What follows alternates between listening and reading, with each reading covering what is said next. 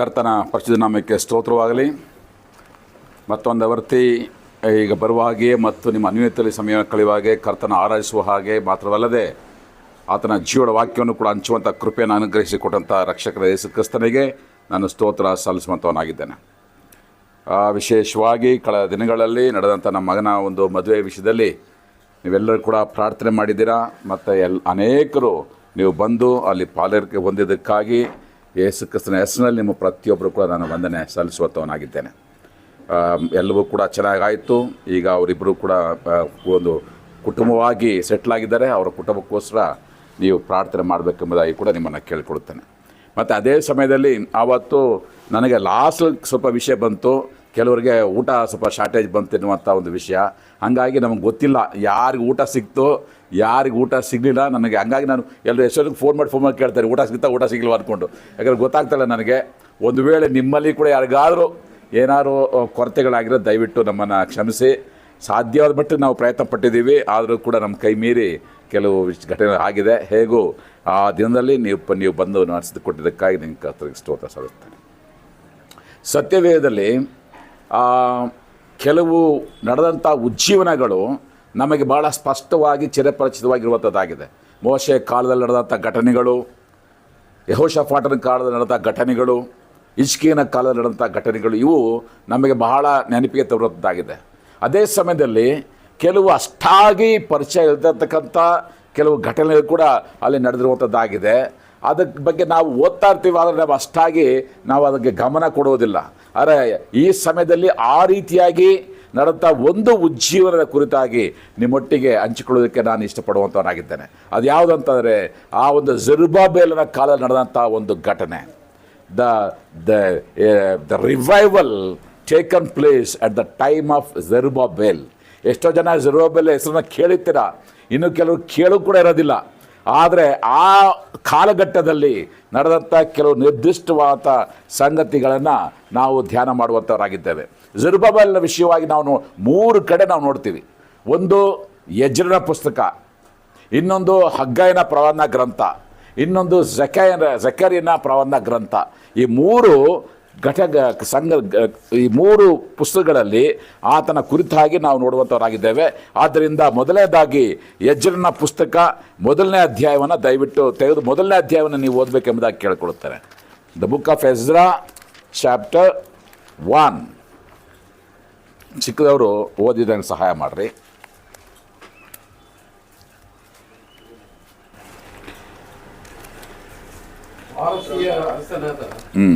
ಕೊರೇಷನ ಮೊದಲನೆಯ ವರ್ಷದಲ್ಲಿ ಯೆಹೋವನು ತಾನು ಯೆರೆಮೀಯನ ಮುಖಾಂತರ ಹೇಳಿಸಿದ ವಾಕ್ಯವನ್ನು ನೆರವೇರಿಸುವುದಕ್ಕಾಗಿ ಆ ಪಾರಸಿಯ ರಾಜನಾದ ಕೊರೇಷನ ಮನಸ್ಸನ್ನು ಪ್ರೇರಿಸಿದ್ದರಿಂದ ಅವನು ತನ್ನ ರಾಜ್ಯದಲ್ಲೆಲ್ಲ ಡಂಗುರದಿಂದಲೂ ಪತ್ರಗಳಿಂದಲೂ ಪಾರಸಿಯ ರಾಜನಾದ ಕೊರೇಷನೆಂಬ ನನ್ನ ಮಾತನ್ನು ಕೇಳಿರಿ.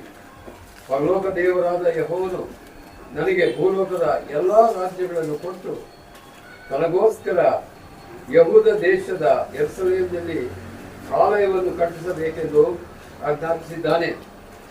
ನಿಮ್ಮಲ್ಲಿ ಯಾರು ಆತನ ಪ್ರಜೆಗಳಾಗಿರುತ್ತಾರೋ ಅವರು ಯಹೂದ ದೇಶದ ಯೆರೂಸಲೇಮಿಗೆ ಹೋಗಿ ಅಲ್ಲಿ ವಾಸಿಸುತ್ತಿರುವ ಇಸ್ರಾಯೇಲ್ ದೇವರಾದ ಯೆಹೋವನಿಗೋಸ್ಕರ ಆಲಯವನ್ನು ಕಟ್ಟಲಿ. ಅವರ ದೇವರು ಅವರ ಸಂಗಡ ಇರಲಿ. ಸೆರೆಯವರಲ್ಲಿ ಉಳಿದವರು ಯಾವ ಊರುಗಳಲ್ಲಿ ಪ್ರವಾಸಿಗಳಾಗಿರುತ್ತಾರೋ ಆ ಊರುಗಳವರು ಯೆರೂಸಲೇಮಿನ ದೇವಾಲಯಕ್ಕೋಸ್ಕರ ಕಾಣಿಕೆಗಳನ್ನು ಅಲ್ಲದೆ ಬೆಳ್ಳಿ, ಬಂಗಾರ, ಸರಕು, ಪಶು ಇವುಗಳನ್ನು ಕೊಟ್ಟು ಅವರಿಗೆ ಸಹಾಯ ಮಾಡಲಿ ಎಂದು ಪ್ರಕಟಿಸಿದನು. ಆಗ ಯಹೂದ ಮತ್ತು ಬೆನ್ಯಾಮೀನ್ ಗೋತ್ರ ಪ್ರಧಾನರಲ್ಲಿಯೂ ಯಾಜಕರಲ್ಲಿಯೂ ಲೇವಿಯರಲ್ಲಿಯೂ ದೇವ ಪ್ರೇರಣೆಗೆ ಒಳಗಾದವರೆಲ್ಲರೂ ಯೆರೂಸಲೇಮಿನಲ್ಲಿಯೂ ಯೆಹೋವನಿಗೋಸ್ಕರ ಆಲಯ ಕಟ್ಟುವುದಕ್ಕಾಗಿ ಹೊರಟು ಹೋದರು. ಅವರ ನೆರೆಯವರೆಲ್ಲರೂ ಕಾಣಿಕೆಗಳನ್ನು ಕೊಟ್ಟಿದ್ದಲ್ಲದೆ ಅವರಿಗೆ ಬೆಳ್ಳಿಯ ಸಾಮಾನು, ಬಂಗಾರ, ಸರಕು, ಪಶು, ಶ್ರೇಷ್ಠ ವಸ್ತು ಇವುಗಳನ್ನು ಕೊಟ್ಟು ಸಹಾಯ ಮಾಡಿದರು. ನೆಬೂಕದ್ನೆಚ್ಚರನು ಯೆರೂಸಲೇಮಿನಿಂದ ಕೊಳ್ಳೆಯಾಗಿ ತಂದು ತನ್ನ ದೇವರ ಗುಡಿಯಲ್ಲಿಟ್ಟಿದ್ದ ಯೆಹೋವನ ಆಲಯದ ಸಾಮಾನುಗಳನ್ನು ಪಾರಸಿಯ ರಾಜನಾದ ಕೊರೇಷನು ಅಲ್ಲಿಂದ ತೆಗೆಸಿ ಖಜಾನೆದಾರನ ಮಿತ್ರದಾತನಿಗೆ ಒಪ್ಪಿಸಿದರು. ಇವನು ಅವುಗಳನ್ನು ಯಹೂದ ಪ್ರಭುವಾಗಿದ್ದ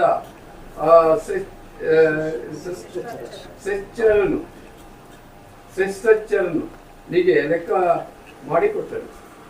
ಆ ಸಾಮಾನುಗಳ ಲೆಕ್ಕ: ಬಂಗಾರದ ಬೋಗಡಿಗಳು 30 ಬೆಳ್ಳಿಯ ಬೋಗಡಿಗಳು, 1,000 ಕತ್ತಿಗಳು, 29 ಚಿನ್ನದ ಬಟ್ಟಲುಗಳು, 30 ಎರಡನೆಯ ತರಗತಿಯ ಬೆಳ್ಳಿ ಬಟ್ಟಲುಗಳು, 410 ಇತರ ಪಾತ್ರೆಗಳು, 1,000 ಬೆಳ್ಳಿ ಬಂಗಾರ ಎಲ್ಲ ಸಾಮಾನುಗಳು. ಒಟ್ಟು ಸಂಖ್ಯೆಯು 5,400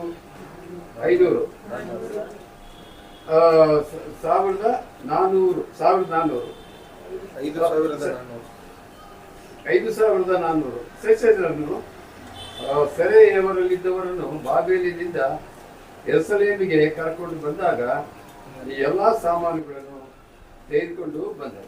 ಕೊನೆಯ ವಾಕ್ಯ: ಶೇಷ್ಬಾಚರನು ಸೆರೆಯಲ್ಲಿದ್ದ ಸೆರೆದವರನ್ನು ಬಾಬೆಲಿಗೆ ಯೆರೂಸಲೇಮಿಗೆ ಕರ್ಕೊಂಡು ಬಂದಾಗ ಈ ಎಲ್ಲ ಸಾಮಾನುಗಳನ್ನು ತೆಗೆದುಕೊಂಡು ಬಂದನು. ಈ ಶೇಷ್ಬಾಚರನೇ ಜೆರುಬ್ಬಾಬೆಲ. ಅರ್ಥ ಆಗ್ತಿದ್ಯಾ? ಹೇಗೆ ಶದ್ರಕ್, ಮೇಷಕ್, ಅಬೇದ್ನೆಗೋ ದಾನಿಯೇಲ ಹೆಸರುಗಳನ್ನ ಎಳ್ಕೊಂಡೋಗಿ ಹೆಸರುಗಳ ಚೇಂಜ್ ಮಾಡಿದ್ರು, ಆ ರೀತಿಯಾಗಿ ಜೆರುಬ್ಬಾಬೆಲನಿಗೆ ಅಲ್ಲಿ ಇವನಿಗೆ ಶೇಷ್ಬಾಚಾರ ಎಂಬುದಾಗಿ ಹೆಸರಿಟ್ಟಿದ್ರು. ಮುಂದೆ ನಾನು ನೆಕ್ಸ್ಟ್ ಬೇರೆ ವಾಕ್ಯ ಕೊಡುವಾಗ ಇವನೇ ಜೆರುಬ್ಬಾಬೆಲ ಅಂತ ನಿಮಗೆ ಸ್ಪಷ್ಟವಾಗಿ ಗೊತ್ತಾಗ್ತದೆ. ಇದನ್ನು ಧ್ಯಾನ ಮಾಡುವಾಗ ಸ್ವಲ್ಪ ಹಿನ್ನೆಲೆಯನ್ನು ನಾವು ಅರ್ಥ ಮಾಡಿಕೊಂಡಾಗ ನಮಗೆ ಅರ್ಥ ಆಗ್ತದೆ. ಕ್ರಿಸ್ತ ಪೂರ್ವ 598ರಲ್ಲಿ ನೆಬೂಕದ್ನೆಚ್ಚರನು ಅನೇಕರನ್ನ ಸೆರೆಮನೆಯಾಗಿ ತೆಗೆದುಕೊಂಡು ಹೋದ ಬಾಬೆಲ್ನಿಂದ. ಆಗ ಯೆಹೋಯಾಕೀನನು ಅಂತಕ್ಕಂಥ ಯಹೂದ್ಯರ ಕೊನೆಯ ಅರಸ ಅವನನ್ನು ಕೂಡ ತೆಗೆದುಕೊಂಡು ಹೋಗ್ತಾನೆ. ಯೆಹೋಯಾಕೀನನ ಮೊಮ್ಮಗನೇ ಈ ಒಂದು ಜೆರುಬ್ಬಾಬೆಲನು. ಇವನು ಅಲ್ಲೇ ಹುಟ್ಟಿ ಅಲ್ಲೇ ಬೆಳೆದಿರ್ತಾನೆ. ಸುಮಾರು ನಮ್ಗೆ ಗೊತ್ತಿದೆ 70 ವರ್ಷ ಗುಲಾಮಗಿರಿಲಿದ್ದರು ಎಲ್ಲ ಕಥೆಗಳು ನಮ್ಗೆ ಗೊತ್ತಿದೆ. ಕ್ರಿಸ್ತಶಕ 538ರಲ್ಲಿ ಸೈರಸ್ ಅಥವಾ ಕೊರೇಶ್ ಅಂತಕ್ಕಂಥ ರಾಜ ಅವನೇನು ಮಾಡ್ತಾನೆ, ಎಲ್ಲರೂ ಕೂಡ ರಿಲೀಸ್ ಮಾಡಿಬಿಡ್ತಾನೆ. ನನಗೆ ದೇವರು ಹೇಳಿದರೆ ಯಾಕಂತಾನೆ ಅವನಿಗೆ ಆಶ್ಚರ್ಯ ಆಗ್ತದೆ. ಯೆಶಾಯನ ಪುಸ್ತಕದಲ್ಲಿ ಅವನ ಹೆಸರು ಬರೆಯಲ್ಪಟ್ಟಿರ್ತದೆ. ಏನೋ ಸುಮಾರು 200 ವರ್ಷಗಳ ಹಿಂದೆ ಅವನ ಹೆಸರು ಬರೆದಿರ್ತಾರೆ. ಇವನು ಯೆಹೋವ ದೇವರು ನಂಬುದವನಲ್ಲ. ಆದರೂ ಕೂಡ ಇವನಿಗೆ ನನ್ನ ಹೆಸರು ಬರೆದಿದ್ಯಾ ಎಂಬುದಾಗಿ ಹೇಳಿ ಅವನೇನು ಮಾಡ್ತಾನೆ, ಆ ಒಂದು ಸಂತೋಷಕ್ಕೆ, ಆ ಒಂದು ದೇವ್ರ ಮೇಲೆ ಗೌರವಕ್ಕೆ ರಿಲೀಸ್ ಮಾಡಿಬಿಡ್ತಾನೆ. ಮಾಡಿ ಆರ್ಡರ್ ಕೊಟ್ಟಿದ್ದೆ ನಾವು ನೋಡುವಂಥ ಯಜ್ಜನ ಪುಸ್ತಕ 1ನೇ ಅಧ್ಯಾಯ. ಯಾರ್ಯಾರು ಹೋಗ್ಬೇಕೆಂಬುದಾಗಿದ್ರೋ ಎಲ್ಲರೂ ಕೂಡ ಹೋಗ್ರಿ ಯೆರೂಸಲೇಮಿಗೆ. ಆ ಸಮಯದಲ್ಲಿ ನಿರ್ದಿಷ್ಟವಾದ ಒಂದು ಕಾರ್ಯ ಇದೆ.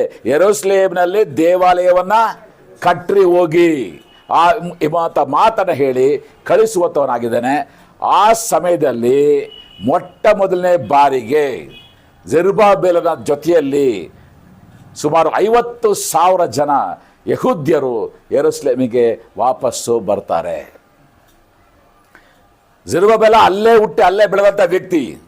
ಆದರೂ ಕೂಡ ಅವನ ದ್ವೇಷವನ್ನು ಬಿಟ್ಟು ಇಲ್ಲಿಗೆ ಬರಬೇಕಿರುವಂಥ ಕಾತುರತೆಯಲ್ಲಿ ಆತನು ಬರುವಂಥವನಾಗಿದ್ದಾನೆ. ಅವನ ಜೊತೆಯಲ್ಲಿ 50,000 ಜನ ಯಹೂದ್ಯರು ಮತ್ತು ಅವರ ಜೊತೆಯಲ್ಲಿ 74 ಜನ ಯಾಜಕರು ಹಿಂದಿರುಗಿ ಬರುವಂಥವರಾಗಿದ್ದಾರೆ. ಅಲ್ಲಿಂದ ಬರುವಂಥವರು 3 ಗುಂಪಾಗಿ ಬರ್ತಾರೆ. ಮೊದಲನೇ ಗುಂಪು ಜೆರುಬ್ಬಾಬೆಲ. ಸುಮಾರು ವರ್ಷಗಳು ಹೆಚ್ಚಿಗೆ ಒಂದು 80 ವರ್ಷ ಆದಮೇಲೆ ಎಜ್ರನು ಅಲ್ಲಿಂದ ಬರ್ತಾನೆ. ಅವನ ಜೊತೆಯಲ್ಲಿ ಇನ್ನೊಂದು ಗುಂಪು ಬರ್ತದೆ. ಎಜ್ರನು ಬಂದು ಸುಮಾರು 12 ವರ್ಷ ಆದಮೇಲೆ ನೆಹೆಮೀಯನು ಬರ್ತಾನೆ. ಅವನ ಜೊತೆಯಲ್ಲಿ ಇನ್ನೊಂದು ಗುಂಪು ಬರ್ತದೆ. ಈ ರೀತಿಯಾಗಿ 3 ಗುಂಪಾಗಿ ಇಸ್ರಾಯೇಲ್ ಯಹೂದ್ಯರು ಯೆರೂಸಲೇಮಿಗೆ ಬರ್ತಾರೆ.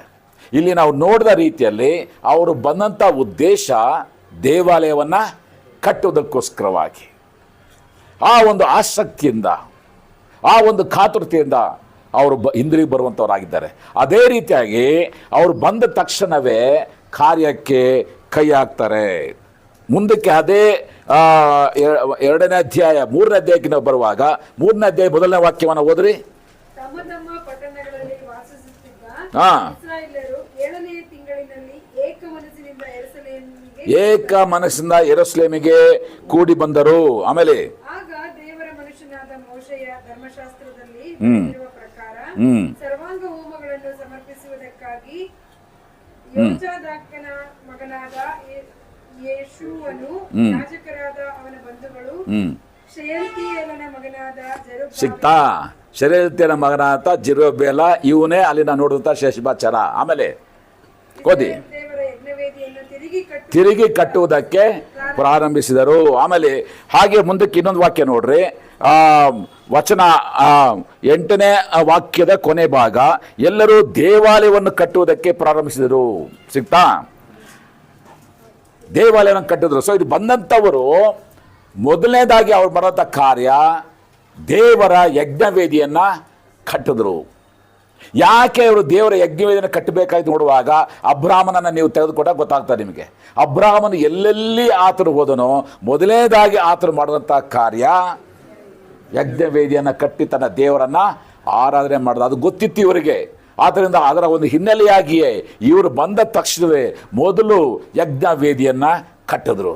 ಯಜ್ಞವೇದಿಯನ್ನು ಕಟ್ಟಿ ದೇವಾಲಯವನ್ನು ಕೂಡ ಕಟ್ಟಬೇಕೆಂಬ ಆಸಕ್ತಿಯಿಂದ ಫೌಂಡೇಶನ್ನ ಹಾಕೋದಕ್ಕೆ ಶುರು ಮಾಡಿದ್ರು. ಫೌಂಡೇಶನ್ ಹಾಕುವಾಗ ಕೆಲವು ಘಟನೆಗಳು ನಡೀತು. 11ನೇ ವಾಕ್ಯದಿಂದ ಕಂಟಿ ಮಾಡ್ರಿ. ಈಗ ಸಿಗ್ದವ್ರು ಬೇಗ ಓದ್ಬೇಕು. ನನಗೆ ಈಗ ಒಂದು ಸಾಕಷ್ಟು ರೆಫರೆನ್ಸ್ ಕೊಡ್ತೀವಿ. ಯೆಹೋವನನ್ನು ಕೀರ್ತಿಸುತ್ತಾ, ಹಾ. ಆತನು ಒಳ್ಳೆಯವನು, ಹಾ. ಆತನ ಕೃಪೆಯು ಇಸ್ರಾಯೇಲರ ಮೇಲೆ ಶಾಶ್ವತವಾದದ್ದೆಂದು ಹಾ. ಸ್ತುತಿ ಮಾಡಿದರು. ಎಸ್. ಯೆಹೋವ ಕೀರ್ತನೆ ಕೇಳಿಸಿದ ಕೂಡಲೇ ಹಾ. ಯೆಹೋವನ ಆಲಯದ ಅಸ್ತಿವಾರವು ಹಾಕಲ್ಪಟ್ಟಿತೆಂದು ಜನರೆಲ್ಲರೂ ಉತ್ಸಾಹ ಧ್ವನಿಯಿಂದ ಆರ್ಭಟಿಸಿದರು. ಓಕೆ, ಕಂಟಿ ಮಾಡಿ. ಆದರೆ ಯಾಜಕರಲ್ಲಿಯೂ ಲೇವಿಯರಲ್ಲಿಯೂ ಗೋತ್ರ ಪ್ರಧಾನರಲ್ಲಿಯೂ ಅನೇಕರು, ಅಂದರೆ ಮುಂಚಿನ ದೇವಾಲಯವನ್ನು ನೋಡುವಂಥವ್ರು, ಆಮೇಲೆ ತಮ್ಮ ಕಣ್ಣು ಮುಂದೆ ದೇವಾಲಯದ ಅಸ್ತಿವಾರವು ಹಾಕಲ್ಪಟ್ಟದ್ದನ್ನು ನೋಡುವಾಗ ಬಹಳವಾಗಿ ಹತ್ತರು. ನೋಡ್ರಿ, ದೇವಾಲಯ ಕಟ್ತಾ ಇದಾರೆ, ಫೌಂಡೇಶನ್ ಹಾಕ್ತಾ ಇದಾರೆ, ಒಂದು ಗುಂಪು ಜೋರಾಗಿ ಆಡ್ತಾ ಇದಾರೆ. ಕಟ್ಟಿ ಮಾಡಿ. ಈಗ ಬೇರೆ ಹಲವರು ಅಂದ್ರೆ ಹಳೆಯ ದೇವಾಲಯನ ನೋಡದೇ ಇರುವಂತವ್ರು ಏನ್ ಮಾಡ್ತಾರೆ? ಈಗ ಹರ್ಷಧ್ವನಿಯಿಂದ ಆರ್ಭಟಿಸ್ತಾ ಇದ್ರು. ಆಮೇಲೆ ಜನರು ಮಹಾಧ್ವನಿಯಿಂದ ಆರ್ಭಟಿಸ್ತಿರುವಾಗ ಹರ್ಷಧ್ವನಿ ಯಾವುದು, ಅಳುವ ಧ್ವನಿ ಯಾವುದು ಎಲ್ಲ ಕನ್ಫ್ಯೂಸ್ ಆಗ್ಬಿಡ್ತು. ಜನ ಇದು ಅಳ್ತಾ ಇದಾರ, ಜನ ನಗ್ತಾ ಇದಾರ ಗೊತ್ತಾಗ್ತಾ ಇಲ್ಲ, ಸಂತೋಷ ಪಡ್ತಾರೆ. ಕಡ್ಡಿ ಮಾಡಿ. ಗದ್ದಲವು ಬಹುದೂರದವರೆಗೂ ಕೇಳಿಸ್ತು. ಇಲ್ಲಿ ಯಜ್ಞವೇದಿ ಕಟ್ಟಲ್ಪಟ್ಟಿದೆ. ಈಗ ದೇವಾಲಯಕ್ಕೆ ಫೌಂಡೇಶನ್ ಹಾಕಿದೆ. ಆದರೆ ಮೊದಲು ಸೊಲೊಮೋನ ದೇವಾಲಯವನ್ನು ನೋಡಿದಂಥ ಮುದುಕರು, ಓಕೆ, ವಯಸ್ಸಾದಂಥವರು, ಅವರು ಅಳ್ತಾ ಇದಾರಲ್ಲ. ಯಾಕೆ ಅಳ್ತಾ ಇದ್ದಾರೆ? ಅಯ್ಯೋ, ಆ ದೇವಾಲಯ ಎಷ್ಟೊಂದು ವೈಭವವಾಗಿತ್ತು, ಎಷ್ಟೊಂದು ದೊಡ್ಡದಾಗಿತ್ತು, ಅದರ ಮುಂದೆ ಇದು ಏನೂ ಇಲ್ವಲ್ಲ, ಇದು ಎಂಥ ಒಂದು ವೈಭವವಾಗಿತ್ತು, ಆ ದೇವಾಲಯ ನಾಶವಾಯಿತಲ್ಲ. ಅಂತ ಒಂದು ದೊಡ್ಡ ದೇವಾಲಯದ ಒಂದು ಜಾಗದಲ್ಲಿ ಇವತ್ತು ಮೈಸೂರು ಪ್ಯಾಲೇಸ್ ಎಲ್ಲ ಕೆಡವೋಗ್ಬಿಟ್ಟು ಒಂದು ಚಿಕ್ಕದಾಗಿ ಒಂದು ಮನೆ ಕಟ್ಕೊಡ್ರೆ ಹೆಂಗಿರೋದು 2 BHK ಮನೆನ. ಹಂಗಾಗಿದೆ ಕಥೆ ಇವ್ರದ್ದು. ಬಹಳ ದುಃಖ ಆಯ್ತು ಇವರಿಗೆ. ಹೆಂಗಿತ್ತು, ಅಷ್ಟೊಂದು ವೈಭವ ಇತ್ತಲ್ಲ, ಇದೆಲ್ಲ ಹೋಗಿ ಈ ಇಂಥ ಸ್ಥಿತಿಗೆ ನಾವು ಬಂದ್ವಲ್ಲ ಎಂಬುದಾಗಿ ಹೇಳಿ ದುಃಖದಿಂದ ಅವರೆಲ್ಲ ಜೋರಾಗಿ ಆಡ್ತಾ ಇದ್ದಾರೆ. ಇದಕ್ಕೆಲ್ಲ ಕಾರಣ ನಮ್ಮ ಪಾಪ, ನಮ್ಮ ದ್ರೋಹ. ಅದರ ನಿಮಿತ್ತವಾಗಿ 70 ವರ್ಷ ನಾವು ಗುಲಾಮಗಿರಿ ಹೋದೋ ಇದೆಲ್ಲ ನಮ್ಮ ನಿಮಿತ್ತವಾಗಿ ಆಯ್ತು ಎಂಬುದಾಗಿ ದುಃಖ ಪಟ್ಟು ಆಡ್ತಾ ಇದ್ದಾರೆ. ಇನ್ನೂ ಕೆಲವು ಯವನಸ್ಥರು ಹಳೆಯ ಒಂದು ಆಲಯವನ್ನು ನೋಡದೇ ಇರುವಂಥವ್ರು, ಅಯ್ಯೋ ಸದ್ಯ ಇಷ್ಟಾದ್ರೂ ಸಿಗ್ತಾರೆ ನಮಗೆ, ಬಿಡು ಇದೇ ಚೆನ್ನಾಗಿದೆ ಎಂಬುದಾಗಿ ಹೇಳಿ ಅಷ್ಟು ಸಂತೋಷದ ಆರ್ಭಟಿಸ್ತಾ ಇದ್ದಾರೆ. ಗದ್ದಲ ಬಹಳ ದೂರದವರೆಗೂ ಹೋಯಿತು. ಈ ರೀತಿಯಾಗಿ ಪ್ರಾರಂಭ ಆದಾಗ ಸಮಾರ್ಯದವರಲ್ಲಿದ್ದರು. ಸಮಾರ್ಯದವರು ಬಂದು, ನಾವು ಕೂಡ ಯೆಹೋವನ ದೇವರ ಮಕ್ಕಳು, ನಾವು ಕೂಡ ನಿಮ್ಮ ಜೊತೆ ಸೇರಿಕೊಂಡು ನಾವು ಕಟ್ತೀವಿ ಅಂತ ಬಂದರು. ಆಗ ಜೆರುಬ್ಬಾಬೆಲನು ಹೇಳೋದ ಮಾತು, ಇಲ್ಲ, ಇದರಲ್ಲಿ ನಿಮ್ಗೆ ಯಾವುದೇ ರೀತಿಯಂಥ ಪಾಲುಗಾರಿಕೆ ಇಲ್ಲ, ನಾವೇ ಕಟ್ತೀವಿ ಎಂಬುದಾಗಿ ಹೇಳಿ ಕಟ್ಟುವಾಗ ಕಡೆಗೆ ಅವ್ರು ಕಂಪ್ಲೇಂಟ್ ಮಾಡಿದ್ರು. ಅವ್ರ ಕಂಪ್ಲೇಂಟ್ ಎಲ್ಲಿ ತನಕ ಹೋಯ್ತು ಅಂದರೆ ಅರಸನ ತನಕ ಹೋಯ್ತು. ಅರ್ಥಶಸ್ತ್ರ ಅಂತ ಅರಸನ ಬಳಿಗೆ ಕಂಪ್ಲೇಂಟ್ ಹೋಯ್ತು. ಮತ್ತೆ ಇವರು ಏನೇನೋ ತಪ್ಪಾದ ರೀತಿಯಲ್ಲಿ ಅವನಿಗೆ ಮಾಹಿತಿ ಕೊಟ್ಟು, ಇದು ರಾಜಕಂಟಕವಾದಂಥ ಇದು ಪಟ್ಟಣ, ಅಪ್ಪಿ ಈ ಪಟ್ಟಣ ಏನಾದ್ರು ಕಟ್ಟೋದಕ್ಕೆ ನಾವು ಬಿಟ್ಟರೆ, ಈ ದೇವಾಲಯವನ್ನು ಕಟ್ಟಿದ್ರೆ ಇದರಿಂದ ಭಯಂಕರ ತೊಂದರೆ ಇದೆ ದೇಶಕ್ಕೆ, ಆದ್ದರಿಂದ ಯಾವುದೇ ಕಾರಣಕ್ಕೂ ಇದನ್ನು ಕಟ್ಟುವುದಕ್ಕೆ ಬಿಡಬಾರ್ದು ಎಂಬುದಾಗಿ ರಾಜನಿಗೆ ಕಂಪ್ಲೇಂಟ್ ಹೋಗ್ತದೆ. ಆಗ ರಾಜ ಒಂದು ಆರ್ಡರ್ ಆಗ್ತಾನೆ, ಯಾವುದೇ ಕಾರಣಕ್ಕೂ ಈ ಆಲಯವನ್ನು ಕಟ್ಟಬಾರ್ದು, ಆಲಯ ಕಟ್ಟುವುದನ್ನು ಸ್ಟಾಪ್ ಮಾಡಿ. ಮುಂದಕ್ಕೆ ಹೋದ್ರೆ 4ನೇ ಅಧ್ಯಾಯ ವಚನ 13 ಮತ್ತು 14. ಗೋಡೆಗಳನ್ನು ಕಟ್ಟುವುದು ಕೊನೆಗಾಣುವುದಾದರೆ ಅವರು ಕಪ್ಪ ತೆರಿಗೆ ಸುಂಕಗಳನ್ನು ಕೊಡಲಿ ಅಲ್ಲಿ 4ನೇ ಅಧ್ಯಾಯ 23ನೇ ವಾಕ್ಯ, ಚಾಪ್ಟರ್ 4. ಪತ್ರದ ಪ್ರತಿಯು ಲೇಖಕನಾದ ಶಿಂಷೈ ಇವರ ಮುಂದೆಯೂ ಇವರ ಜೊತೆಗಾರರ ಮುಂದೆಯೂ ಪಠಣವಾದ ಕೂಡಲೇ ಅವರು ಶೀಘ್ರವಾಗಿ ಯೆರೂಸಲೇಮಿಗೆ ಹೋಗಿ ಬಲಾತ್ಕಾರದಿಂದಲೂ ಅಧಿಕಾರದಲ್ಲೂ ಕೂಡ ಕೆಲಸ ಮಾಡೋದನ್ನ ನಿಲ್ಲಿಸಿದ್ರು, ಕಟ್ಟಿ ಮಾಡಿ 20 ಅಂದಿನಿಂದ ಪಾರಸಿಯ ರಾಜನಾದ ದಾರ್ಯಾವೇಶನ ಆಳಿಕೆಯ 2ನೇ ವರ್ಷದವರೆಗೂ ಯೆರೂಸಲೇಮಿನ ದೇವಾಲಯವನ್ನು ಕಟ್ಟುವ ಕೆಲಸವು ನಿಂತು ಹೋಯಿತು. ಕ್ರಿಸ್ತಪೂರ್ವ 538ರಿಂದ ಕ್ರಿಸ್ತಪೂರ್ವ 520 ತನಕ 18 ವರ್ಷ, 1 ವರ್ಷ ಅಲ್ಲ, 2 ವರ್ಷ ಅಲ್ಲ, 18 ವರ್ಷ ಕರ್ತನ ಕಟ್ಟಡದ ಕೆಲಸ ನಿಂತು ಹೋಯ್ತು. ನೋಡ್ರಿ, ಎಷ್ಟು ಆಸಕ್ತಿಯಿಂದ ಉತ್ಸಾಹದಿಂದ ಕೆಲಸಕ್ಕೆ ಕೈ ಹಾಕಿದ್ರು, ಯಜ್ಞವೇದಿನ ಕಟ್ಟಿದ್ರು, ದೇವಾಲಯಕ್ಕೆ ಫೌಂಡೇಶನ್ ಹಾಕಿದ್ರು. ಆದರೆ ವಿರೋಧತ್ವ ಬಂತು, ಜನರಿಂದ ವಿರೋಧತ್ವ, ರಾಜರಿಂದ ವಿರೋಧತ್ವ ಬಂದಾಗ ಕಟ್ಟಡವು ನಿಂತು ಹೋಯಿತು. 18 ವರ್ಷ ನಿಂತು ಹೋಯಿತು. ಈಗ ನಾನು ಸಬ್ಜೆಕ್ಟನ್ನು ಬರ್ತಾ ಇದ್ದೀನಿ. ಆ ಸಮಯದಲ್ಲಿ 5ನೇ ಅಧ್ಯಾಯ 1ನೇ ವಾಕ್ಯವನ್ನು ಓದ್ರಿ. ಆಗ ಮಗನಾದ ಜಕರಿಯನು ಇಸ್ರಾಯೇಲ್ ದೇವರಿಂದ ಪ್ರೇರಿತರಾಗಿ ಆತನ ಹೆಸರಿನಲ್ಲಿ ಯೆಹೂದದ ಮತ್ತು ಯೆರೂಸಲೇಮಿನ ಯೆಹೂದ್ಯರನ್ನು ಪ್ರಬೋಧಿಸಲು ಶೆಯಲ್ತಿಯೇಲನ ಮಗನಾದ ಜೆರುಬ್ಬಾಬೆಲ್, ಯೋಜಾದಾಕನ ಮಗನಾದ ಯೆಶೂವ ಇವರು ಯೆರೂಸಲೇಮಿನ ದೇವಾಲಯವನ್ನು ಕಟ್ಟಿಸುವುದಕ್ಕೆ ಪ್ರಾರಂಭಿಸಿದರು. ಕ್ರಿಸ್ತ ಶಕ 520ರಲ್ಲಿ 18 ವರ್ಷ ನಿಂತೋಯ್ತು. ಆಗ ಹೇಗೆ ಕಟ್ಟಡ ಪ್ರಾರಂಭ ಆಯಿತು? ದೇವರು ಇಬ್ಬರು ವ್ಯಕ್ತಿಗಳನ್ನ ಎಬ್ಬಿಸ್ತಾ ಅಷ್ಟೇ. Okay, God rise 2 prophets, 2 persons ಸಾಕು. ಯಾಕೆ ಇವತ್ತು ದೇವರಿಗೆ ಬೇಕಾಗಿರುವಂಥ ವ್ಯಕ್ತಿಗಳು. ಸರ್ಕಾರ ಚೇಂಜ್ ಆಗಬೇಕು, ಅದಾಗಬೇಕು, ಇದಾಗಬೇಕು ಅಂತ ಅಲ್ಲ. ಆತನಿಗೆ ಬೇಕಾಗಿರುವಂಥದ್ದು ನಂಬಿಕಸ್ಥವಾದಂಥ ಇಬ್ಬರು ವ್ಯಕ್ತಿಗಳು ಬೇಕಾಯಿತು ದೇವರು ಎಬ್ಬಿಸ್ತಾ. ಒಬ್ಬ ಹಗಾಯ, ಇನ್ನೊಬ್ಬ ಜಕರಿಯ. ಅವರಿಬ್ಬರೂ ಕೂಡ ಪ್ರವಾದನೆ ಮಾಡುವಂಥ ಸಮಯದಲ್ಲಿ ಆ ಪ್ರವಾದನೆ ಎಷ್ಟೊಂದು ತೀಕ್ಷ್ಣವಾಯಿತು ಎಂದು ನೋಡುವಾಗ 18 ವರ್ಷ ನಿಂತು ಹೋದ ಕೆಲಸ ಈಗೇನಾಯಿತು? ಪುನಃ ಪ್ರಾರಂಭ ಆಯಿತು. ಹಗ್ಗಾಯನು ಕೇವಲ 24 ದಿನ ಅವರಿಗೆ ಪ್ರಸಂಗ ಮಾಡಿದ ಅಷ್ಟೇ. 24 ದಿನ ಅವ್ರನ್ನ ಪ್ರೇರೇಪಣೆ ಮಾಡ್ದ. ಅದಾಗಿ ಕೆಲವು ದಿನ ಆದ ನಂತರ ಜಕ್ಕಾಯನು ಸೇರಿಕೊಂಡ. ಹಗ್ಗಾಯನು ವಯಸ್ಸಾದಂಥ ಒಬ್ಬ ಪ್ರವಾದಿಯಾಗಿದ್ದ, ಜಕ್ಕಾಯನು ಯವನಸ್ಥರಂಥ ಒಬ್ಬ ಪ್ರವಾದಿಯಾಗಿದ್ದ. ಯಾವಾಗ ಹಗ್ಗಾಯನು ಪ್ರವಾದ ಶುರುವಾಯಿತೋ, ಜಕ್ಕಾಯ ಶುರುವಾಯಿತೋ, 24 ದಿನಗಳಲ್ಲಿ ತಿರುಗಿ ಇವರು ಕಾರ್ಯವನ್ನು ಕಟ್ಟುವುದಕ್ಕೆ ಪ್ರಾರಂಭ ಮಾಡಿದ್ರು. 18 ವರ್ಷ ನಿಂತು ಹೋಗಿದಂಥ ಕೆಲಸ 4 ವರ್ಷದಲ್ಲಿ ಕಟ್ಟಡದ ಕಾರ್ಯ ಸಂಪೂರ್ಣವಾಗಿ ನೆರವೇರಿತು. That is the power of preaching. ಪ್ರಸಂಗ ಅಂತಂತಂದ್ರೆ ಅಜ್ಜಿಕತೆ ಅಲ್ಲ. ದೇವರ ವಾಕ್ಯ ಬಲಾಢ್ಯವಾದದ್ದು. ದೇವರ ವಾಕ್ಯವನ್ನು ನಾವು ಹಿಡಿದು ಬಲಾಢ್ಯವಾಗಿ ನಾವು ಸಾರುವಂತಹ ಸಮಯದಲ್ಲಿ ಕೋಟೆ ಕೊತ್ತಲನ್ನು ಕೂಡ ಕೆಡವುವಂಥ ಶಕ್ತಿ ದೇವರ ವಾಕ್ಯಕ್ಕೆ ಇದೆ. ಅದಕ್ಕಾಗಿ ನೋಡ್ತೀವಿ ಇಬ್ರಿಯರ ಪತ್ರಿಕೆ 4ನೇ ಅಧ್ಯಾಯ 12ನೇ ವಾಕ್ಯದಲ್ಲಿ ದೇವರ ವಾಕ್ಯವು ಸಜೀವವಾದದ್ದು, ಕಾರ್ಯಸಾಧಕವಾದದ್ದು, ಯಾವ ಇಬ್ಬಾಯಿ ಕತ್ತಿಗಿಂತಲೂ ಹದವಾದದ್ದು, ಪ್ರಾಣ ಆತ್ಮಗಳನ್ನ ಕೀಲು ಮಜ್ಜೆಗಳನ್ನ ನಿಭಾಯಿಸಬೇಕು ತೂರಿ ಹೋಗುವಂಥದ್ದು, ಹೃದಯದ ಆಲೋಚನೆಗಳನ್ನು ವಿವೇಚಿಸುವಂಥದ್ದು ಆಗಿದೆ ದೇವರ ವಾಕ್ಯ. ಇವತ್ತು ಎಷ್ಟೋ ಜೀವಿತಗಳಲ್ಲಿ, ಕುಟುಂಬಗಳಲ್ಲಿ ಸೋತು ಹೋಗಿದ್ದಾರೆ, ಕುಗ್ಗಿ ಹೋಗಿದ್ದಾರೆ. ಯಾಕಂದ್ರೆ ದೇವರ ವಾಕ್ಯವನ್ನು ಬಲಾಢ್ಯವಾಗಿ ಹಿಡಿತಾ ಇಲ್ಲ. ದೇವರ ವಾಕ್ಯದ ಶಕ್ತಿಯನ್ನು ಅವರು ಗ್ರಹಿಸ್ಕೋತಾ ಇಲ್ಲ. If you know the real power of the word of God, it will change your life. It will change. 18 ವರ್ಷ ನಿಂತು ಹೋದ ಕಾರ್ಯ 24 ದಿನಗಳಲ್ಲಿ ಪ್ರಾರಂಭ ಆಯಿತು. ಇವತ್ತು ನನ್ನ ಜೀವಿತದಲ್ಲಿ ಎಷ್ಟೋ ಸಂಗತಿಗಳು ಸೋತೋಗಿರ್ಬೋದು, ಎಷ್ಟೋ ಸಂಗತಿಗಳು ಕುಗ್ಗಿ ಹೋಗಿರಬಹುದು. ಆದರೆ ದೇವ ಸಭೆಯೇ ದೇವರ ವಾಕ್ಯವನ್ನು ಇಡಿ. ಹಾಗಾದರೆ ಈ ಸಮಯದಲ್ಲಿ ಹಗ್ಗಾಯನ ಮಾಡುವಂಥ ಪ್ರವಾದನೆ ಏನಾಗಿತ್ತು? What prophecy, what preaching can change. ಹೇಗೆ ಬದಲಾವಣೆ ಆಯಿತು? ಜಕ್ಕಾರಿ ಮಾಡುವಂಥ ಪ್ರವಾದನೆ ಏನಾಗಿತ್ತು? ಅದು ಹೇಗೆ ಇಂಥ ಒಂದು ಪ್ರೋತ್ಸಾಹವನ್ನು ಕೊಡಿತು, ಇಂಥ ಒಂದು ಬದಲಾವಣೆ ಕೊಡಿತು? ಇದೇ ಇವತ್ತಿನ ನನ್ನ ವಾಕ್ಯ ಸಂದೇಶದ ಕೇಂದ್ರ ಸಂಗತಿ. The preaching of Haggai and the preaching of Zechariah. Please turn to the book of Haggai. ಹಗ್ಗಾಯನ ಪುಸ್ತಕಕ್ಕೆ ಈಗ ನಾವು ಬರ್ರಿ. ಹಗ್ಗಾಯನ ಪುಸ್ತಕ, ಜಕರ್ಯನ ಪುಸ್ತಕ ನಾವು ಗಮನಿಸುವಾಗ ಬಹಳ ಹೆಚ್ಚಿಗೆ ಅನೇಕ ಸಂಗತಿಗಳನ್ನು ನಮ್ಮ ನೆನಪಿಗೆ ನಾವು ತರುವಂಥವರಾಗಿರ್ತೇವೆ. ದಯವಿಟ್ಟು ಈ ಸಮಯದಲ್ಲಿ ಮೊದಲನೇ ಅಧ್ಯಾಯವನ್ನು ಪೂರ್ತಿಯಾಗಿ ಓದ್ರಿ.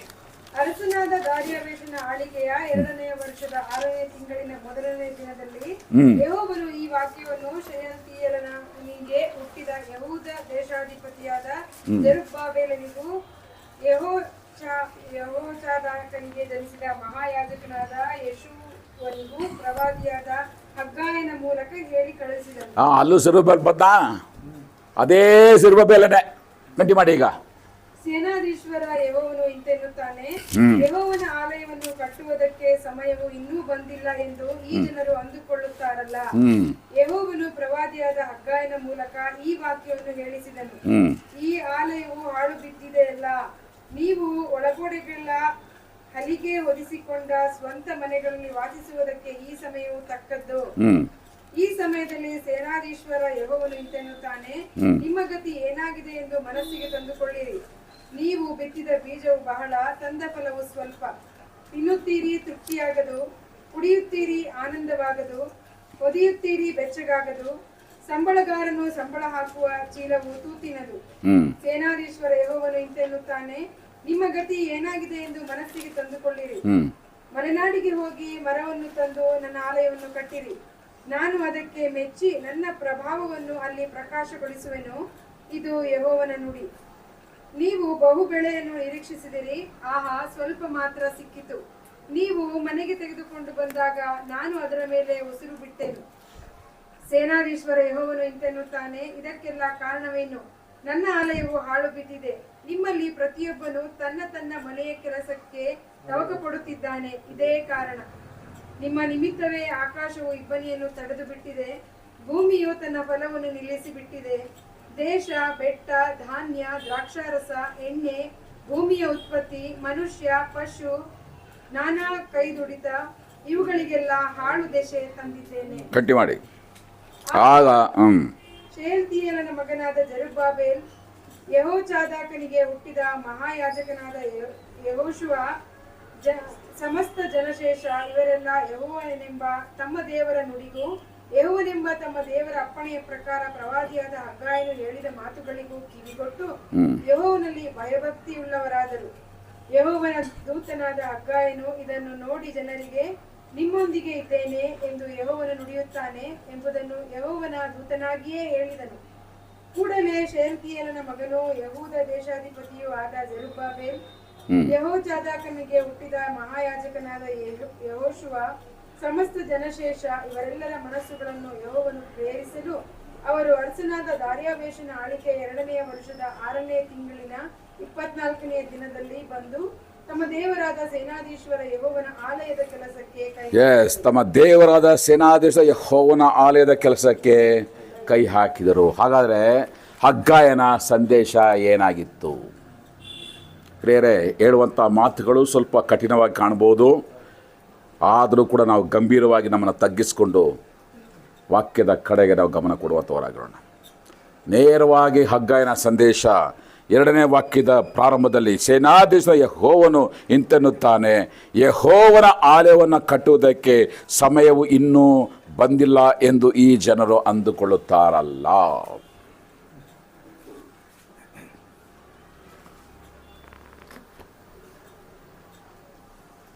ದೇವರ ಕಾರ್ಯಕ್ಕೆ ಯಾವತ್ತೂ ಕೂಡ ಎಲ್ಲ ಅನುಕೂಲವಾಗಿ ಬರೋದಿಲ್ಲ. ಅಡ್ಡಿ ಹಾಗೆ ಆಗ್ತವೆ. ಅನ್ಯರಿಂದ ಅಡ್ಡಿ ಆಗ್ತದೆ, ಸರ್ಕಾರದ ಅಡ್ಡಿ ಆಗ್ತದೆ, ನಮ್ಮ ಕ್ರೈಸ್ತ ವಿರೋಧಿಗಳದ ಅಡ್ಡಿ ಆಗ್ತದೆ. ಒಂದಲ್ಲ ಒಂದು ರೀತಿ ಅಡ್ಡಿಗಳಾಗ್ತದೆ. ಯಾಕೆ? ನಿಮ್ಮ ಸ್ವಂತ ಸೈಟಲ್ಲೇ ಮನೆ ಕಟ್ಟಬೇಕು, ಅಕ್ಕಪಕ್ಕದವ್ರಿಗೆ ಅಡ್ಡಿ ಮಾಡ್ತಾರೆ. ಅಷ್ಟು ಸುಲಭವಾಗಿ ಬಿಟ್ಕೊಡಲ್ಲ. ನಮ್ಮ ಇಷ್ಟು ಇಂಚು ಹೋಯ್ತು, ಇಷ್ಟು ಫೀಟ್ ಹೋಯ್ತು, ನಮಗೆ ಇಲ್ಲಿ ಧೂಳಾಗ್ತದೆ, 22 ಸರ್ಕಸ್ಗಳು ಮಾಡ್ತಾರೆ. ಹಂಗಿರುವಾಗ ದೇವರಾಲಯ ಕಟ್ಟುವುದಕ್ಕೆ ಅಷ್ಟು ಸುಲಭವಾಗಿ ಎಲ್ಲವೂ ಕೂಡ ಸಲೀಸಾಗಿ ಹೋಗೋದಿಲ್ಲ. ಇಲ್ಲಿ ದೇವರ ಮಾತು, ದೇವರ ಆಲಯವನ್ನು ಕಟ್ಟುವುದಕ್ಕೆ ಸಮಯ ಬಂದಿಲ್ಲ ಅಂತ ಈ ಜನರು ಅಂದುಕೊಳ್ತಾರಲ್ಲ, ಇದು ಸರಿಯಾ? ಇವರ ಭಾವನೆ ಸರಿಯಾ? ಹಾಗಾದ್ರೆ ಇವರು ಹೇಳುವಂತ ಮಾತೆ ಸರಿಯಾಗಿದ್ದಾರೆ. ಮುಂದಕ್ಕೆ ನೋಡ್ರಿ, ಸ್ವಂತ ಮನೆಗಳಲ್ಲಿ ವಾಸಿಸುವುದಕ್ಕೆ ಈ ಸಮಯವು ತಕ್ಕದ್ದು. ಈಗ ಆನ್ಸರ್ ಕೊಡ್ರಿ ನನಗೆ. ದೇವರ ಆಲಯ ಕಟ್ಟುವುದಕ್ಕೆ ಟೈಮ್ ಇಲ್ಲ, ಆದರೆ ನೀವು ಮನೆ ಮೇಲೆ ಮನೆ ಕಟ್ಕೊಳ್ಳೋಕೆ, ಸೈಟ್ ಮೇಲೆ ಸೈಟ್ ತಗೊಳಕ್ಕೆ ಟೈಮ್ ಇದೆ.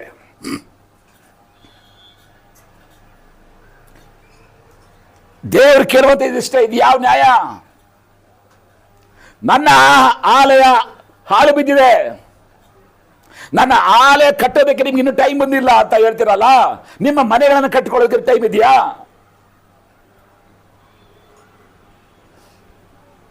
ಯಾಕೆ ದೇವರಿಗೆ ಪ್ರಶ್ನೆ ಕೇಳಬೇಕಾಗಿತ್ತು? ಅದರ ಹಿನ್ನೆಲೆ ಏನು?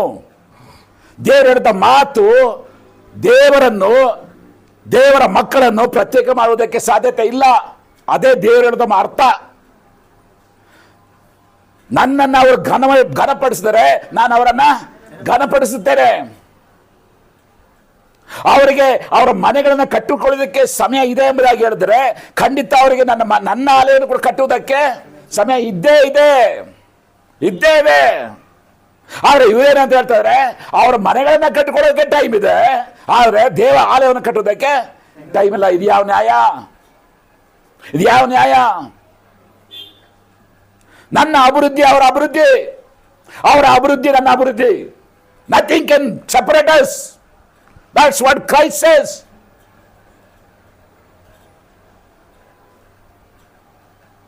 ನನ್ನ ಆಲಯ ಹಾಳು ಬಿದ್ದಿದೆ, ಆದರೆ ಇವರೆಲ್ಲ ಮನೆ ಮೇಲೆ ಮನೆ ಕಟ್ಟಿಕೊಂಡಿರೋದಕ್ಕೆ ಇದು ಸಮಯನಾ? ಮತ್ತೆ ತೀಕ್ಷ್ಣ ಮತ್ತೊಂದು ಮಾತನ್ನು ನೋಡ್ತೀವಿ ಈ ಸಮಯದಲ್ಲಿ. 5ನೇ ವಾಕ್ಯ, ನಿಮ್ಮ ಗತಿ ಏನಾಗಿದೆ ಎಂದು ಮನಸ್ಸಿಗೆ ತಂದುಕೊಳ್ಳಿರಿ. ಥಿಂಕ್, ನಿನ್ನ ಜೀವಿತ ಏನಾಗಿದೆ ಆಲೋಚನೆ ಮಾಡು. ಮತ್ತೆ ಅದೇ ಕೊನೆ ವಾಕ್ಯ, 7ನೇ ವಾಕ್ಯ ಕೊನೆ ಭಾಗ, ನಿಮ್ಮ ಗತಿ ಏನಾಗಿದೆ ಎಂದು ಮನಸ್ಸಿಗೆ ತಂದುಕೊಳ್ಳಿರಿ. ಪದೇ ಪದೇ ಅದನ್ನ ಹೇಳ್ತಾರೆ. ಸ್ವಲ್ಪ ಆಲೋಚನೆ ಮಾಡು. ಏನೇನು ಆಲೋಚನೆ ಮಾಡು. ತಿರುಗಿ ಬಂದ್ರಿ ವಾಕ್ಯ 5ಕ್ಕೆ ಬಂದ್ರಿ, ವರ್ಸ್ 5. ಈ ಸಮಯದಲ್ಲಿ ಸೇನಾಧೀಶ್ವರ ಯೆಹೋವನು ಇಂತೆನ್ನುತ್ತಾನೆ, ನಿಮ್ಮ ಗತಿ ಏನಾಗಿದೆ ಎಂದು ಮನಸ್ಸಿಗೆ ತಂದುಕೊಳ್ಳಿರಿ. ಕಟ್ಟಿ ಮಾಡಿ 6ನೇ ವಾಕ್ಯ. ನೀವು ಬಿತ್ತಿದ ಬೀಜವು ಬಹಳ, ತಂದ ಫಲವು ಸ್ವಲ್ಪ. ಏನಾದ್ರ ಅರ್ಥ? ಬೀಜ ಹೆಚ್ಚಾಗಿ ಬಿತ್ತಾ ಇದ್ದೀರಾ, ಫಲ ಕಡಿಮೆ, ಆದರೆ ಕೊರತೆ ಆಗ್ತಾ ಇದೆ. ಏನಾದ್ರ ಅರ್ಥ? ನಿಮ್ಮ ಬಿಸ್ನೆಸ್ ಅಲ್ಲಿ ಇನ್ವೆಸ್ಟ್ ಮಾಡುವಂತ ಇನ್ವೆಸ್ಟ್ಮೆಂಟ್ ಜಾಸ್ತಿ ಆಗಿದೆ. ನಮ್ಮ ಭಾಷೆ ಹೇಳಬೇಕಾದ್ರೆ ಇನ್ವೆಸ್ಟ್ಮೆಂಟ್ ಜಾಸ್ತಿ ಆಗಿದೆ, ಪ್ರಾಫಿಟ್ ಕಡಿಮೆ ಆಗಿದೆ. ಇದು ಯಾವ ಫಾರ್ಮುಲಾ ಇದು? ಸ್ವಲ್ಪ ಯೋಚನೆ ಮಾಡ್ರಿ. ಅದನ್ನೇ ಅದು ಹೇಳಿದ ಮಾತು, ನಿಮ್ಮ ಮನಸ್ಸಿಗೆ ನಿಮ್ಮ ಗತಿ ಏನಾಗಿದೆ, ಯಾಕೆ ಹಿಂಗೆ ಆಗ್ತಾ ಇದೆ? ಇಷ್ಟೆಲ್ಲ ಇನ್ವೆಸ್ಟ್ಮೆಂಟ್ ಮಾಡ್ತಾ ಇದೀರಲ್ಲ, ಆದರೆ ಯಾಕೆ ಪ್ರಾಫಿಟ್ ಬರ್ತಾ ಇಲ್ಲ? ಆಲೋಚನೆ ಮಾಡು. Why there is no profit? ಮುಂದೆ ನೋಡ್ರಿ, ಕಂಟಿನ್ಯೂ ಮಾಡಿ. ತಿನ್ನುತ್ತೀರಿ, ತೃಪ್ತಿ ಆಗೋದು. ಏನಾದ್ರು ಅರ್ಥ? ಫಾಸ್ಟಾಗಿ ಹೋಗ್ಬೇಡಿ, ಸ್ವಲ್ಪ ಇದಕ್ಕೆ ಹೋದ. ತಿನ್ನುತ್ತೀರಿ, ತೃಪ್ತಿಯೇ ಇಲ್ಲ ರೀ ಇವತ್ತು ಕುಟುಂಬಗಳಲ್ಲಿ. ಇವತ್ತು ಕ್ರೈಸ್ತ ಕುಟುಂಬ, ಎಷ್ಟೋ ಕುಟುಂಬಗಳಲ್ಲಿ ತೃಪ್ತಿನೇ ಇಲ್ಲ. ಬರೀ ಕೊರತೆಗಳು, ಬರೀ ಅಯ್ಯೋ ಅನ್ನುವಂಥದ್ದೇ. ತೃಪ್ತಿ ಅಂತಕ್ಕಂಥದ್ದು ಇಲ್ಲ ಅಲ್ಲಿ. There is no content of life. ಒಂದಲ್ಲ ಒಂದು ಸಮಸ್ಯೆಗಳು, ಒಂದಲ್ಲ ಒಂದು ಕಾಯಿಲೆಗಳು, ಒಂದಲ್ಲ ಒಂದು ಚಿಂತೆಗಳು.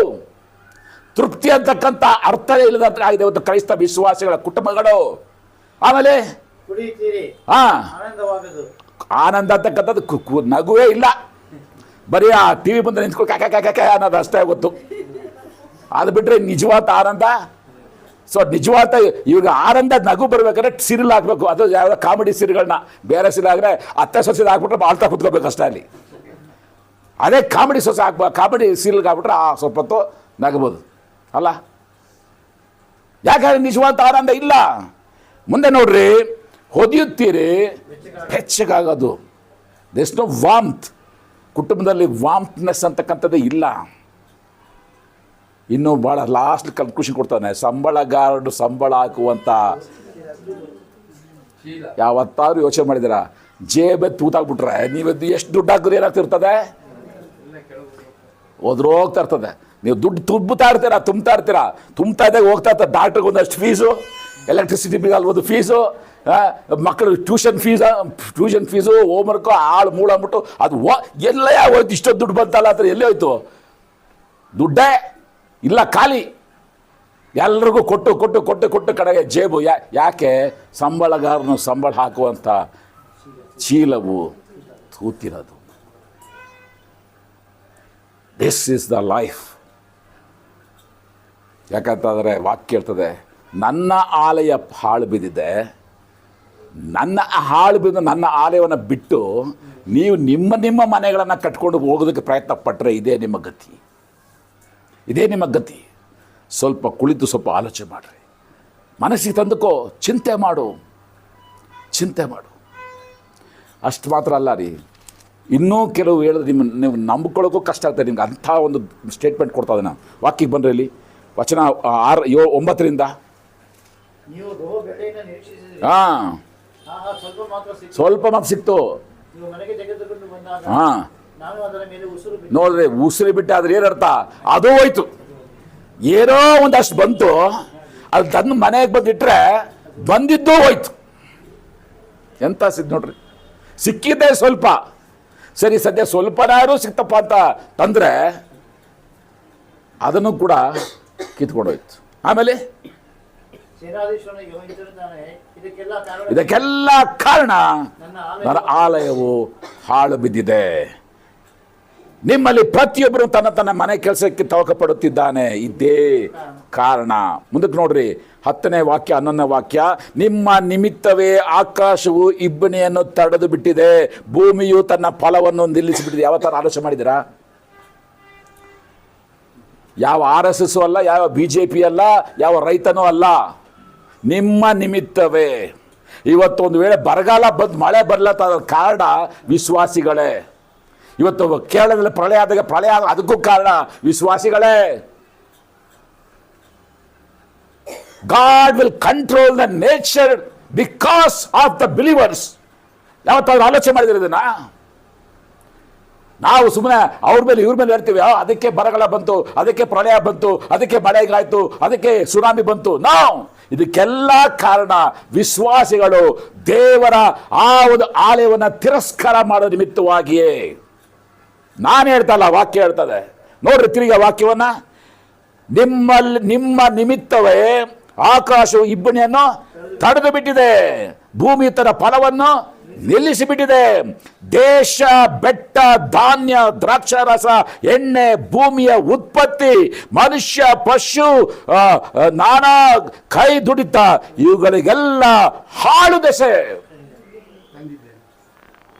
ಎಲ್ಲ ಹಾಳಾಗೋದಕ್ಕೆ ಕಾರಣ ವಿಶ್ವಾಸಿಗಳೇ. ಎಲ್ಲ ಹಾಳಾಗೋದಕ್ಕೆ ಕಾರಣ ವಿಶ್ವಾಸಿಗಳು ಯೇಸು ಕ್ರಿಸ್ತನನ್ನ, ಆತನ ಕಾರ್ಯಗಳನ್ನು ತಿರಸ್ಕಾರ ಮಾಡದ ನಿಮಿತ್ತವಾಗಿ. There is no other reason, no other reason. ಆತನೊಂದು ವಾಕ್ಯ ಹೇಳ್ತಾನೆ, ವಚನ 8ರಲ್ಲಿ ಓದ್ರೆ 8ನೇ ವಾಕ್ಯ. ಮಲೆನಾಡಿಗೆ ಹೋಗಿ ಮರವನ್ನು ತಂದು ನನ್ನ ಆಲಯವನ್ನು ಕಟ್ಟಿರಿ. ಮಲೆನಾಡಿಗೆ ಹೋಗಿ ಮರವನ್ನು ತಂದು ನನ್ನ ಆಲಯವನ್ನು ಕಟ್ಟಿರಿ. That is the only solution. Time ಬಂದಿಲ್ಲ ಅಂತ ಕುಳಿತುಕೊಳ್ಳೋಕೆ ಹೋಗಬೇಡಿ. ಹೋಗಿ ತಗೊಬಂದು ಕಟ್ಟ್ರಿ.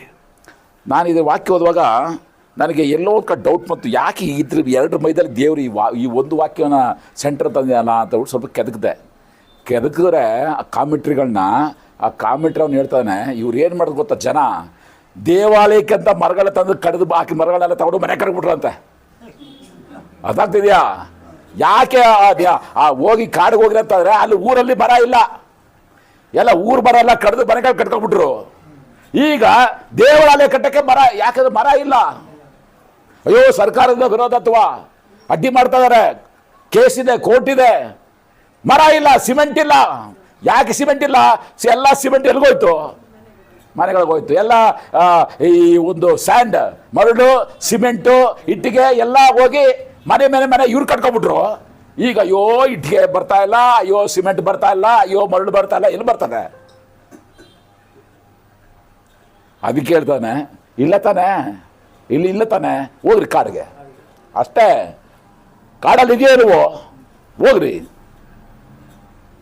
ಮತ್ತೆ ಇದನ್ನ ನಾನು ಇನ್ನೊಂದು ಕಾಮೆಂಟ್ರಿ ನಾನು ಕೆದಕಬೇಕಾದ್ರೆ ಅಲ್ಲಿ ಇನ್ನೊಂದು ಹೇಳ್ತಾನೆ, ಅಲ್ಲಿ ಈ ಪದ ಏನಂತಿದೆ ಗೊತ್ತಾ? ಮಲೆನಾಡಿಗೆ ಹೋಗಿ ಮರವನ್ನು ತಂದು ನನ್ನ ಆಲಯವನ್ನು ಕಟ್ಟಿರಂತಿದೆಯಲ್ಲ, ಅಲ್ಲಿ ಏನಂತ ಕೊಡ್ತಾನೆ ಟ್ರಾನ್ಸ್ಲೇಷನ್ ಗೊತ್ತಾ?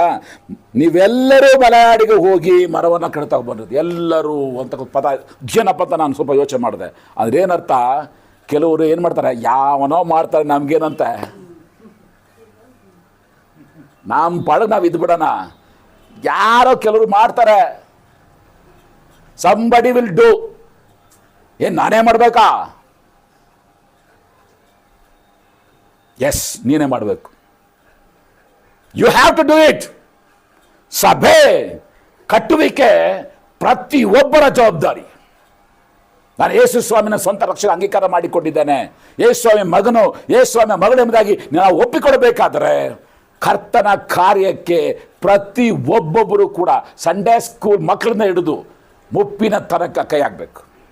There is no excuse. ಒಂದು ವೇಳೆ ಇದು ಯಾರೋ ಕೆಲವರು ಮಾಡ್ತಾರೆ ಎಂಬುದಾಗಿ ಕುಳಿತುಕೊಂಡ್ರೆ ನೀನು ಶಾಪಗ್ರಸ್ತ.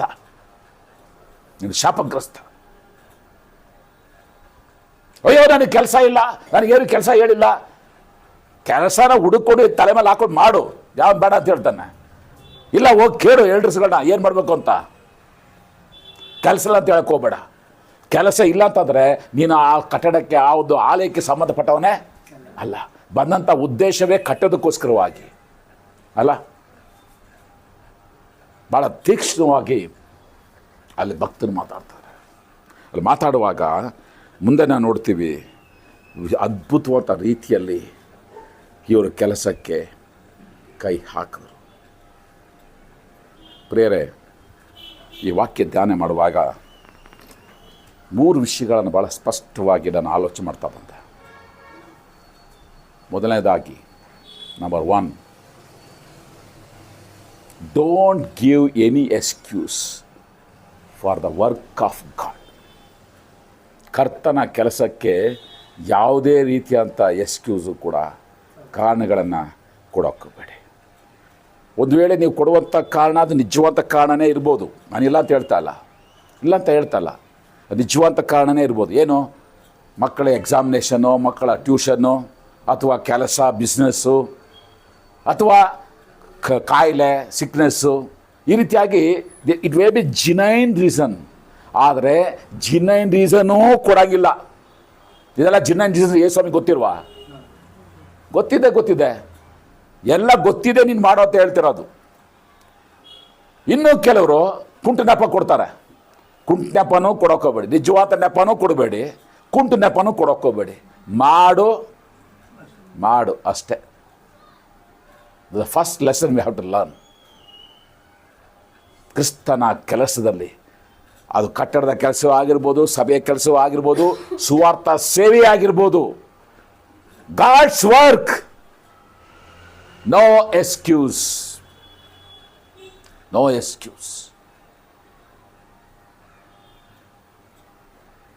ಪ್ರೇರೆ 18 ವರ್ಷ ಆದಮೇಲೆ ಇವರು ಹೋಗಿ ಕರ್ತನ ಕೆಲಸಕ್ಕೆ ಕೈ ಹಾಕ್ತಾರೆ. ಕರ್ತನ ಕೆಲಸಕ್ಕೆ ಕೈ ಹಾಕಿದಾಗ ತಿರುಗಿ ಕಂಪ್ಲೀಟ್ ಹೋಗುತ್ತೆ. ಗೊತ್ತೇ ನಿಮಗೆ, ಓದ್ರಿ ಯಜ್ಜನ ಪುಸ್ತಕ ಮುಂದೆ ಓದಿದಾಗ ತಿರುಗಿ ಕಂಪ್ಲೀಟ್ ಹೋಗುತ್ತೆ ಅವ್ರಿಗೆ, ರಾಜನಿಗೆ. ಆಗ ದಾರ್ಯಾವೆಷನು, ಅರ್ಥಶಾಸ್ತ್ರನು ಹೋಗಿ ಚೇಂಜ್ ಆಗಿ ದಾರ್ಯಾವೆಷನು ಬಂದಿರ್ತಾನೆ. ಆ ಕಂಪ್ಲೇಂಟ್ ತಿರುಗಿ ಅವನ ಹತ್ರ ಹೋಗ್ತದೆ. ಅವನ ಹತ್ರ ಹೋದಾಗ ಅವ್ರು ಕರೆದು ಕೇಳ್ತಾರೆ, ಏನಪ್ಪ ಅಂದರೆ, ಇಲ್ಲ ನಮಗೆ ಕೊರೇಷನ್ ಇದ್ದಾಗಲೇ ನಮಗೆ ಆರ್ಡ್ರು ಕೊಟ್ಟಿದ್ದಾನೆ, ಮಾಡಿ ಕಟ್ಟಿ ಅಂತ, ಅದಕ್ಕೆ ನಾವು ಕಟ್ತೀವಿ ಅಂತ ಕೇಳ್ತಾರೆ. ಎಲ್ಲಿ ಆರ್ಡ್ರ್ ಕೊಡಿದ್ರೆ ಆರ್ಡ್ರ್ ಬರ್ತಿರಲಿಲ್ಲ, ಈ ಖಾತನಿಲ್ಲ, ಬಿ ಖಾತನಿಲ್ಲ, ಯಾವ ಖಾತನಿಲ್ಲ, ಡಾಕ್ಯುಮೆಂಟೇ ಇಲ್ಲ. ಕೊಡ್ರ ಯಾವ್ತಾರೆ, ಇಲ್ಲ ನಮ್ಮ ಹತ್ರ. ಕಡೆಗೆ ಅದು ಎಲ್ಲೋ ಬೇರೆ ಸಿಕ್ಬಿಡ್ತದೆ ನೋಡ್ರಿ, ಸಿಕ್ಬಿಡ್ತು. ಸಿಕ್ಕಿದಾಗ ರಾಜ ನೋಡ್ಬಿಟ್ಟು ಇನ್ನೊಂದು ಆರ್ಡರ್ ಪಾಸ್ ಮಾಡ್ದ. ಯಾವುದೇ ಕಾರಣಕ್ಕೂ ಅವ್ರಿಗೆ ಅಡ್ಡಿ ಮಾಡಕ್ಕೆ ಹೋಗ್ಬೇಡ್ರಿ. ನೋಡ್ರಿ, ಯಾವುದೇ ಕಾರಣಕ್ಕೂ ಅವ್ರನ್ನ ಕಟ್ಬೇಡಿ ಅಂತ ಹೇಳ್ದ ಅವನು. ಈಗ ಇವನೇನಂತಾನೆ, ಯಾವುದೇ ಕಾರಣಕ್ಕೂ ಅವರಿಗೆ ಅಡ್ಡಿ ಮಾಡಬೇಡ್ರಿ, ಅವ್ರಿಗೆ ಏನೇನು ಬೇಕೋ ಎಲ್ಲ ಕೊಡ್ರಿ, ಕಟ್ಲಿ. ನೋಡಿದ್ರ ಹೇಗೆ ಬದಲಾವಣೆ ಆಗ್ತದೆ. ಆದ್ದರಿಂದಲೇ ಪ್ರಿಯರೇ, ಕರ್ತನ ಕಾರ್ಯಕ್ಕೆ ನಾವು ಯಾವುದೇ ರೀತಿಯಂಥ ಸೋಂಕು, ಎಕ್ಸ್ಕ್ಯೂಸ್ ಕೊಡುವಂಥವ್ರು ಆಗಿರಬಾರ್ದು. ಮಾಡಬೇಕು ಯೇಸು ಕ್ರಿಸ್ತನ ಕಾರ್ಯ. ಎರಡನೇದಾಗಿ ನಾವು ಕಲಿಬೇಕಾದ ಸಂಗತಿ ಬರೀ ಕೆಲಸಕ್ಕೆ ಕಾರ್ಯ ಹಾಕೋದು ಮಾತ್ರ ಅಲ್ಲ, we have to give utmost priority to the word of God, to the work of God. ಈ ಮೊದಲು ಅದಕ್ಕೆ ಸ್ವಾಮಿ ಹೇಳಿದ್ದು, ನನ್ನ ಆಲಯ ಹಾಳು ಬಿದ್ದಿದೆ, ನಿಮ್ಮ ಮನೆಗಳನ್ನು ಕಟ್ಕೊಳ್ಳೋಕೆ ಇದು ಸಮಯನ. ಅಂದರೆ ಏನರ್ಥ? ಮೊದಲು ನನ್ನ ಮನೆಯನ್ನು ಕಟ್ಟು, ಆಮೇಲೆ ನೆಕ್ಸ್ಟ್ ನೀನು give priority to my work. ಸಾಮಾನ್ಯವಾಗಿ ನಾವು ಹೇಳುವಂಥ ಮಾತು ಮತ್ತೆ ಸುವಾರ್ತೆ 18ನೇ ಅಧ್ಯಾಯದಲ್ಲಿ ನೋಡ್ತೀವಿ. ಮೊದಲು ಮತ್ತೆ 6ನೇ ಅಧ್ಯಾಯದಲ್ಲಿ ಮೊದಲು ದೇವ್ರ ರಾಜ್ಯಕ್ಕಾಗಿ ನೀತಿಗಾಗಿ ತವಕ ಪಡ್ರಿ. ನೋಡ್ರ, ಇವುಗಳ ಕೂಡ ಎಲ್ಲವೂ ನಿಮಗೆ ದೊರಕುದು. First priority should be Christ. ಏನೋ ಕಾಟಾಚಾರಕ್ಕೆ ಮಾಡುವಂಥ ಕೆಲಸ ಅಲ್ಲ. ಆದ್ಯತೆ ಅಂತಕ್ಕಂಥದ್ದು ಎಷ್ಟೊಂದು ಮುಖ್ಯ ಅಂತಂದರೆ, ನೀವು ಆಲೋಚನೆ ಮಾಡಿರಿ. ಯೇಸು ಸ್ವಾಮಿ ಮುಂದೆ ಹೋಗ್ತಾ ಇರ್ತಾರೆ, ಎಷ್ಟೋ ಜನ ಗಂಡಸರು ಆತನ ಸುತ್ತಲೂ ಕೂಡ ಇರ್ತಾರೆ, ಯೇಸು ಸ್ವಾಮಿ ಶಿಷ್ಯರು, ಅವರ ಬೇರೆ ಇತರ ಗಂಡಸರು ಕೂಡ. ಒಬ್ಬ ಹೆಂಗಸು ರಕ್ತ ಕುಸುಮ ರೋಗಿ ಆದರೆ ಆ ಸಿವಿಯರ್ ಅನಿಮಿಕ್ ಪೇಷಂಟ್ ಗೊತ್ತಾಗ್ತದೆ ಎಷ್ಟು ಕಷ್ಟ. ಉಪ್ಸಾಹ ಹಾಕ್ಕೊಂಡು ಕಾಲು ಕೈ ಊದ್ಕೊಂಡು ನಡೆಯೋದೇ ಕಷ್ಟ. ಅಂಥದ್ರಲ್ಲಿ ಆಕೆ ತೀರ್ಮಾನ ಮಾಡಿದ್ಲು, this is my time. If I miss this opportunity, gone, ನನ್ನ ಜೀವಿತನೇ ಹಾಳಾಯಿತು. ಯೇಸು ಸ್ವಾಮಿಗೆ ಹೋಗ್ತಾ ಇದ್ದಾರೆ, ನಾನು ಹೇಗಾದರೂ ಮಾಡಿ ಹೋಗಿ ಆ ಥರ ಬಟ್ಟೆಯ ಉಡುಪಿನ ಗೊಡ್ಡೆಯನ್ನಾದರೂ ನಾನು ಮುಟ್ಟಬೇಕು. ಇದು ನನ್ನ ಅವಕಾಶ. ಜನ ಇದ್ದಾರೆ ಅಂತ ಹೇಳಿ ನಾನು ನಾನು ಕಳ್ಕೊಂಡ್ರೆ, ನನಗೆ ಆಯಾಸ ಇದೆ, ನನ್ನ ಅನಾರೋಗ್ಯ ಇದೆ, ನನ್ನ ರಕ್ತಸ್ರಾವ ಆಗಿದೆ ಎಂಬುದಾಗಿ, ನನ್ನ ಬಲಹೀನತೆ ಇದೆ ಎಂಬುದಾಗಿ ನಾನು ಹೇಳಿ, ಇದೆಲ್ಲ ಇತ್ತೋ ಇಲ್ವೋ ಅವಳಿಗೆ? ಎಲ್ಲ ಇತ್ತು. ಇದೆಲ್ಲ ಇದೆ ಅಂತ ನಾನು ಕುಳಿತುಕೊಂಡ್ರೆ ನಾನು ಇದೇ ರೀತಿಯಾಗಿ ನಾನು ಸಾಯಬೇಕಾಗ್ತದೆ. ನಾನು ಬದುಕುಳಿಬೇಕಾದ್ರೆ ನನಗಿರ್ತಕ್ಕಂಥ ಒಂದೇ ಒಂದು ಮಾರ್ಗ, ಯೇಸು ಸ್ವಾಮಿನ ಹೋಗಿ ಬಟ್ಟೆಯನ್ನು ಮುಟ್ಟುವುದೇ. ಆಕೆ ಎದ್ಲು, ಅಷ್ಟು ಪ್ರಯಾಸಗಳ ಮಧ್ಯದಲ್ಲಿ ಬಂದು ಯೇಸು ಸ್ವಾಮಿಯ ಬಟ್ಟೆಯನ್ನು ಮುಟ್ಟಿದ ತಕ್ಷಣವೇ ಆಕೆಗೆ ಕಾಯಿಲೆ ಸಂಪೂರ್ಣವಾಗಿ ಗುಣವಾಯಿತು. That is the priority. ಒಂದು ವೇಳೆ ಅಯ್ಯೋ ಹಂಗಾಗುತ್ತೆ, ಅಯ್ಯೋ ಹಿಂಗಾಗುತ್ತೆ, ಅಯ್ಯೋ ಅವ್ರು ಹಂಗಂತಾರೆ, ಇವ್ರು ಹಿಂಗಂತಾರೆ ಅಂತ ಹೇಳ್ಕೊಂಡು ಅವಳು ಏನಾದ್ರು ಅಲ್ಲಿ ಕುಳಿತಿದ್ಲು, ಸತ್ಲು ಅಲ್ಲ. ಯೇಸು ಸ್ವಾಮಿ ಎರಿಕೋ ಪಟ್ಟಣಕ್ಕೆ ಹೋಗ್ತಾ ಇದ್ದಾರೆ. ಅಲ್ಲೊಬ್ಬ ಭಿಕ್ಷುಕ ಕುರುಡ ಬಾರ್ತಿಮೇಯ ಕುಳಿತುಕೊಂಡಿದ್ದಾನೆ. ಇದೇನೇ ಇದ್ದಕ್ಕಿದ್ದಾಗ ಇಷ್ಟೊಂದು ಜನ ಹೋಗ್ತಾರೆ, ಸೌಂಡು ಏನೇ ಅಂತ ಕೇಳ್ತಾರೆ. ಯೇಸು, ನಜರೇತಿನ ಯೇಸು ಈ ಮಾರ್ಗವಾಗಿ ಹೋಗ್ತಾ ಇದ್ದಾರೆ. ಯಾವಾಗ ನಜರೇತಿನ ಯೇಸು ಈ ಮಾರ್ಗವಾಗಿ ಎರಿಕೋವನ್ನು ಹಾದು ಹೋಗ್ತಾ ಇದ್ದಾರೆ ಅಂತ ಗೊತ್ತಾದ ತಕ್ಷಣ ಇಮ್ಮಿಡಿಯೇಟಾಗಿ ಅವನು ಡಿಸೈಡ್ ಮಾಡ್ತಾ, ದಿಸ್ ಈಸ್ ಮೈ ಟೈಮ್. ಇದು ನನಗೆ ಸಿಕ್ಕಂಥ ಅವಕಾಶ, ದಾವೀದನ ಕುಮಾರನೇ ಕರುಣಿಸು, ಯೇಸುವೇ ಕರುಣಿಸು. ಜನ ಎಲ್ಲ ಹೇಳಿದ್ರು, ಓಯ್ ಸುಮ್ಮನಿರು. ಇವತ್ತು ಕೂಡ ಹೇಳ್ತಾರೆ, ಇಲ್ಲೇ 33 ಕೋಟಿ ದೇವರು ಬೇಕಾದ್ರೆ ಯಾಕೆ ಹೋಗಿ ಯೇಸು ಕರೀತೀಯ? ಇಲ್ಲ ಯಾವಾಗ ಕರಿ. ಊರಿಗೊಂದು ದೇವರು, ಬೀದಿಗೊಂದು ದೇವರು, ಮನೆಗೊಂದು ದೇವರು ಇಲ್ವಾ? ಕರಿ. ಜನ ಹೇಳ್ತಾರೆ, ದಾವೀದನ ಕುಮಾರನ ಕರುಣಿಸು. ಜನ ಎಲ್ಲ ಅವನು ಬಾಯಿ ಮುಚ್ಚ ಪ್ರಯತ್ನ ಪಟ್ಟರು. But he knows this is my chance. ಈ ಒಂದು ಅವಕಾಶ ನಾನು ಕಳ್ಕೊಂಡ್ರೆ ನಾನು ತಿರುಗಿ ಸಾಯೋ ತನಕ ಕೂರ್ಣನಾಗಿ, ಸಾಯೋ ತನಕ ಭಿಕ್ಷೆ ಬೇಡ್ಕೊಂಡು ನಾನು ಸಾಯಬೇಕು ಅಂತ ಗೊತ್ತಿತ್ತು ಅವನಿಗೆ. ತಿರುಗಿ ಹೆಚ್ಚಾಗಿ ಕೂಕ್ಕೊಂಡ, ದಾವೀದನ ಕುಮಾರನೇ ಕರುಣಿಸು. ಅವನ ಸ್ವರಕ್ಕೆ ಲೋಕ ರಕ್ಷಕರಾದ ಯೇಸು ಕ್ರಿಸ್ತನೇ ನಿಂತ ಅಲ್ಲಿ. ನೋಡ್ರಿ ಎಂಥ ಮಾತು, ನಿಂತು ಅವನನ್ನು ಕರೀರಿ. ಆಲೋಚನೆ ಮಾಡ್ರಿ, ಒಂದು ವೇಳೆ ಅವಕಾಶವನ್ನು ಕಳ್ಕೊಂಡಿದ್ರೆ ಅವನ ಗತಿ ಏನಾಗ್ತಿತ್ತು? ಮನೆಯಲ್ಲಿ ಜನ ಎಲ್ಲ ಸೇರಿದ್ರು. ಮಾರ್ತಳಿಗೆ ಬರಿಯಳಿಗೆ ಚೆನ್ನಾಗಿ ಗೊತ್ತಾಯಿತು, ಯೇಸು ಸ್ವಾಮಿ ಲೋಕವನ್ನು ಬಿಟ್ಟು ಹೋಗುವಂಥ ಸಮಯ ಹತ್ತಿರವಾಗಿದೆ ಎಂಬುದಾಗಿ. ಆ ಗಂಡಸರ ಮೈದಲ್ಲಿ ನುಕ್ಕೊಂಡು ಬಂದಳು, ಭರಣಿಯನ್ನು ಒಡೆದ್ಲು. ಆ ಒಂದು ಸುಗಂಧ ತೈಲವನ್ನು ಕ್ರಿಸ್ತನ ಪಾದಕ್ಕೆ ಹಾಕಿ ತನ್ನ ತಲೆ ಕೂದಲಿಂದ ಕ್ರಿಸ್ತನ ಕಾಲನ್ನು ಒರೆಸಿ ಕ್ರಿಸ್ತನನ್ನು ಆರಾಧನೆ ಮಾಡಿದ್ಲು. ಎಲ್ಲ ಅಡ್ಡಿ ಮಾಡಿದ್ರು. ಅಯ್ಯೋ, ಒಂದು ಹೆಂಗ್ಸ್ ಬಂದಿಲ್ಲ, ಅಯ್ಯೋ ಇವಳು ಇಷ್ಟೊಂದು ನಷ್ಟ ಮಾಡ್ತಿದ್ದಾಳೆ, ಇದು 1 ವರ್ಷದ ಸಂಬಳ. ಯೇಸು ಆಕೆಯನ್ನು ಅಡ್ಡಿ ಮಾಡೋಕ್ಕೋಗ್ಬೇಡ್ರಿ, ನನ್ನ ಮರಣಕ್ಕಾಗಿ ಆಕೆ ಈ ಕಾರ್ಯವನ್ನು ಮಾಡ್ತಾಳೆ. ಆಕೆ ಆರಾಧನೆಯನ್ನು ಕ್ರಿಸ್ತನ ಸ್ವೀಕಾರ ಮಾಡಿಕೊಂಡ. ಅದೇ ವಾರದ ಮೊದಲನೇ ದಿನದಲ್ಲಿ ಮುಂಜಾನೆ ವೇಳೆಯಲ್ಲಿ ಬೆಳಗಾಗುತ್ತಲೇ ಕೆಲವು ಮರಿಯಳು ಮತ್ತು ಬೇರೆ ಕೆಲವರೆಲ್ಲ ಸೇರಿಕೊಂಡು ಎಲ್ಲ ಎತ್ಕೊಂಡ್ಬಂದರು ಸುಗಂಧದ್ರವ್ಯವನ್ನು. ಏನಕ್ಕೆ? ಯೇಸು ಸ್ವಾಮಿಯ ಹೆಣಕ್ಕೆ, ದೇಹಕ್ಕೆ ಹಚ್ಚೋಕ್ಕೋಸ್ಕರವಾಗಿ. ಆಗ ದೇವದೂತ ಹೇಳಿದ ಮಾತು, ಆತನ ಇಲ್ಲ, ಎದ್ದಿದ್ದಾನೆ. ಎಲ್ಲ ವೇಸ್ಟ್ ಆಯ್ತು. ಅವ್ರು ಹಚ್ಕೋಬೇಕಾಯ್ತು ಅಷ್ಟೇ ಅದನ್ನು. ನೋಡ್ರಿ, ಆ ಅವಕಾಶ ಕಳ್ಕೊಂಡು ಆರಾಧನೆ ಅವಕಾಶ ಕಳ್ಕೊಂಡ್ಬಿಟ್ರು ಅವರು. ಆದರೆ ಮರಿಯಳ ಆರಾಧನೆ ಅವಕಾಶ ಕಳ್ಕೊಂಡಿಲ್ಲ. ಪ್ರೇರೆ ಯಾಕೆ ಮಾತಾಡ್ತಂತಾರೆ, ಇವತ್ತು ಕ್ರಿಸ್ತನ ಸೇವೆ ಅಂತ ಅದನ್ನ ಅಗ್ರವಾಗಿ ತಗೋಬಿಡ್ರಿ. ಕ್ರಿಸ್ತನ ಒಂದೊಂದು ಸೇವೆ ನಿಮಗೆ ಕೊಟ್ಟಿರುವಂಥ ಮಹತ್ತರವಾದ ಅವಕಾಶ. ಈ ಒಂದು ಅವಕಾಶ ಕಳ್ಕೊಂಡ್ರೆ ತಿರುಗಿ ನಿಮಗೆ ಜೀವಿತ ಕಾಲದಲ್ಲಿ ಇಂಥ ಒಂದು ಅವಕಾಶ ಬರೋದಿಲ್ಲ. ಇವತ್ತು ಆರಾಧನೆ, ಇವತ್ತು ನೀವು ಕೂಡಿ ಬರುವಂಥ ಇದು ಭಾಗ್ಯ, ತಿರುಗಿ ನಿಮ್ಮ ಜೀವನದಲ್ಲಿ ಇಂಥ ಅವಕಾಶ ಸಿಗೋದಿಲ್ಲ. ಅಯ್ಯೋ ಇವತ್ತು ಹೋದವ್ರು ಏನಂತ ಮತ್ತೆ ನೆಕ್ಸ್ಟ್ ವೀಕ್ ಹೆಂಗೋ ಸೇರ್ತಾರೆ. ಇದೆಲ್ಲ ವಿಶ್ವಾಸಿಯ ಜೀವಿತ, ಇದೆಲ್ಲ ವಿಶ್ವಾಸಿಯ ಜೀವಿತ ಬಹಳ ಅಮೂಲ್ಯ. ಇವತ್ತೇ ಯೇಸುಸ್ವಾಮಿ ಬರ್ಬೋದು, ನಾಳೆ ಯೇಸುಸ್ವಾಮಿ ಬರ್ಬೋದು, ಯಾರಿಗೂ ಗೊತ್ತು. ಬರೋ ವಾರ ಬರ್ತದೆ ಏನು ಗ್ಯಾರಂಟಿ ಇದೆ ನಿಮಗೆ? ಅಥವಾ ಬರೋ ವಾರ ತನಕ ಬದುಕಿರ್ತಿರತ್ತೆ ಏನು ಗ್ಯಾರಂಟಿ ಇದೆ ನಿಮಗೆ? This is your time, your time. Give priority to God, to Christ. ಮೂರನೇದಾಗಿ ನಾವು ಕಲಿಯುವಂಥ ಸಂಗತಿ ಪ್ರಿಯರೇ, ಯಾವಾಗ ನಾವು ಕ್ರಿಸ್ತನ ಕಾರ್ಯಕ್ಕೆ ಕೈ ಹಾಕ್ತೀವಲ್ಲ, ಆಗ ಅಲ್ಲಿಯ ತನಕ ತಿಳಿದಿರ್ತಕ್ಕಂಥ ಮಹತ್ತರವಾದಂಥ ಸಂಗತಿಗಳು, ವಾಗ್ದಾನಗಳು ನಮಗೆ ಪ್ರಕಟವಾಗುವಂಥದ್ದು ನಾವು ಕ್ರಿಸ್ತನ ಕಾರ್ಯಕ್ಕೆ ಕೈ ಹಾಕಿದಾಗಲೇ.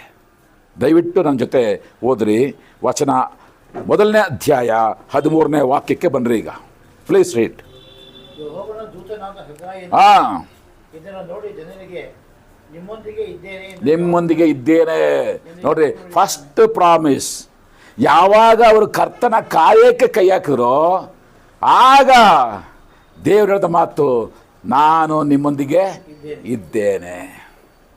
ಮತ್ತೆ ಸುವಾರ್ತೆ 28ನೇ ಅಧ್ಯಾಯ 18, 19, 20ನೇ ವಾಕ್ಯ. ನೀವು ಹೊರಟು ಹೋಗಿ ಸುವಾರ್ತೆ ಸಾರ್ರಿ, ಜನನ ಎಲ್ಲ ಜನ ಶಿಷ್ಯನಾಗಿ ಮಾಡ್ರಿ, ಅವ್ರ ತಂದೆ ಮಗ ಪವಿತ್ರ ದೀಸನ ಮಾಡಿಸಿ, ನಾನು ನಿಮ್ಗೆ ಆಗಮಿಸಿದೆಲ್ಲ ಕಾಪಾಡಿಕೊಳ್ಳದೆ ಅವರಿಗೆ ಉಪದೇಶ ಮಾಡ್ರಿ. 20ನೇ ವಾಕ್ಯ ನೋಡ್ರಿ, ಯುಗದ ಸಮಾಪ್ತಿವರೆಗೂ ಎಲ್ಲ ದಿವಸ ನಿಮ್ಮ ಸಂಗಡ ಇರುತ್ತೇನೆ.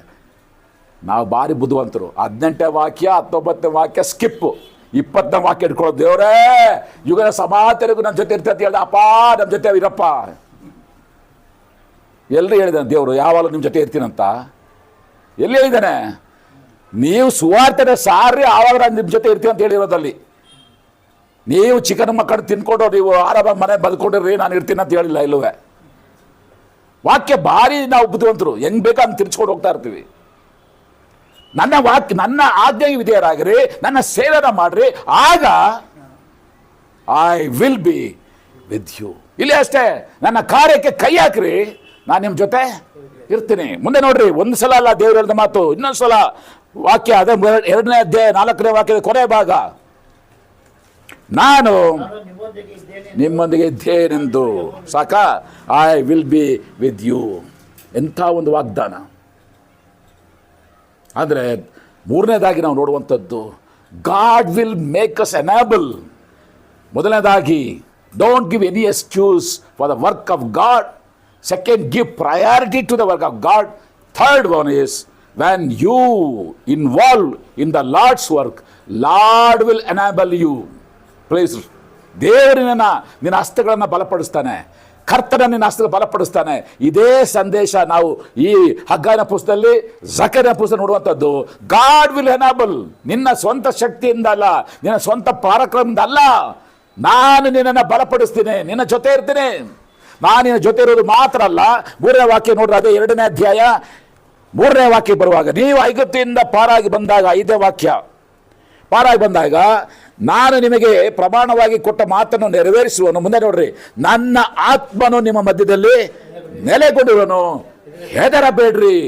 ಎಲ್ಲಿ ದೇವರ ಆತ್ಮನು ಇದ್ದಾನೋ ಅಲ್ಲಿ ಹೆದರಿಕೆ ಇರೋದಕ್ಕೆ ಸಾಧ್ಯತೆ ಇಲ್ಲ. ಯಾಕೆ ನಮಗೆ ಕೊಟ್ಟಿರುವಂಥದ್ದು ಹೇಳಿತಂದ ಆತ್ಮ ಅಲ್ಲ, ಪ್ರೀತಿ ಬಲ ಶಿಕ್ಷಣದ ಆತ್ಮನೇ ಹೊರತು ಹೇಳಿತನದ ಆತ್ಮ ಅಲ್ಲ. ಹೇಳಿತನದ ಆತ್ಮ ನಮಗಿದ್ರೆ ನಾವು ವಿಶ್ವಾಸಿಗಳೇ ಅಲ್ಲ. ಪಿಶಾಚಿ ಆತ್ಮ ನಮ್ಮಲ್ಲಿದೆ, ಅದೇ ಹೇಳಿತನದ ಆತ್ಮ. ಪವಿತ್ರ ಆತ್ಮ ನಮ್ಮಲ್ಲಿ ಇರುವುದಾದರೆ ಆತನ ಹೇಳಿತನದ ಆತ್ಮ ಅಲ್ಲ. ಹೆದರಬೇಡ್ರಿ, ನಾನು ಆತ್ಮ ನೀನು ಕೊಟ್ಟಿದ್ದೀನಿ. ಮುಂದೆ ನೋಡ್ರಿ, ಎಂಥ ವಾಗ್ದಾನ. ವಚನ 7 ಮತ್ತು 9, ಆಗ ಸಮಸ್ತ ಜನಾಂಗ ವಸ್ತುಗಳು ಬಂದು ಒದಗಿಗಳು ಈ ಆಲಯವನ್ನು ವೈಭವದಿಂದ. ನೋಡಿದ್ರ, ವೈಭವದ ತುಂಬಿಸ್ತೀನಿ ನಾನು. ಮುಂದೆ ನೋಡ್ರಿ, ಅದೇ 9ನೇ ವಾಕ್ಯ, ಈ ಆಲಯದ ಮುಂದಿನ ವೈಭವವು ಇಂದಿನ ವೈಭವಕ್ಕಿಂತ ವಿಶೇಷವಾದದ್ದು. ಸೊಲೊಮೋನ ಆಲಯದಲ್ಲಿ ಏನು ವೈಭವ ಇತ್ತೋ ಅದಕ್ಕಿಂತ ಇದು ಕಟ್ಟಡ ಚಿಕ್ಕದಾಗಿದೆ ಅಷ್ಟೇ. ಆದರೆ ವೈಭವದಲ್ಲಿ ಸೊಲೊಮೋನ ಆಲಯದ ವೈಭವಕ್ಕಿಂತಲೂ ಹೆಚ್ಚಿನ ವೈಭವದಿಂದ ಈ ಆಲಯವನ್ನು ನಾನು ತುಂಬಿಸ್ತೇನೆ. ಮತ್ತೆ ಇನ್ನೊಂದು ವಾಗ್ದಾನ ನೋಡ್ತೀವಿ, ಅದೇ ವಚನ ಕೊನೆ ಭಾಗ 9ನೇ ಅಧ್ಯಾಯ ವಾಕ್ಯದ ಕೊನೆ ಭಾಗ. ಈ ಸ್ಥಳ ಓದಿ ಬದ ಈ ಸ್ಥಳದಲ್ಲಿ ಸಮಾಧಾನವನ್ನು ಅನುಗ್ರಹಿಸುವೆನು. ನೋಡಿದ್ರ, ಸಮಾಧಾನವನ್ನು ಅನುಗ್ರಹಿಸುವೆನು.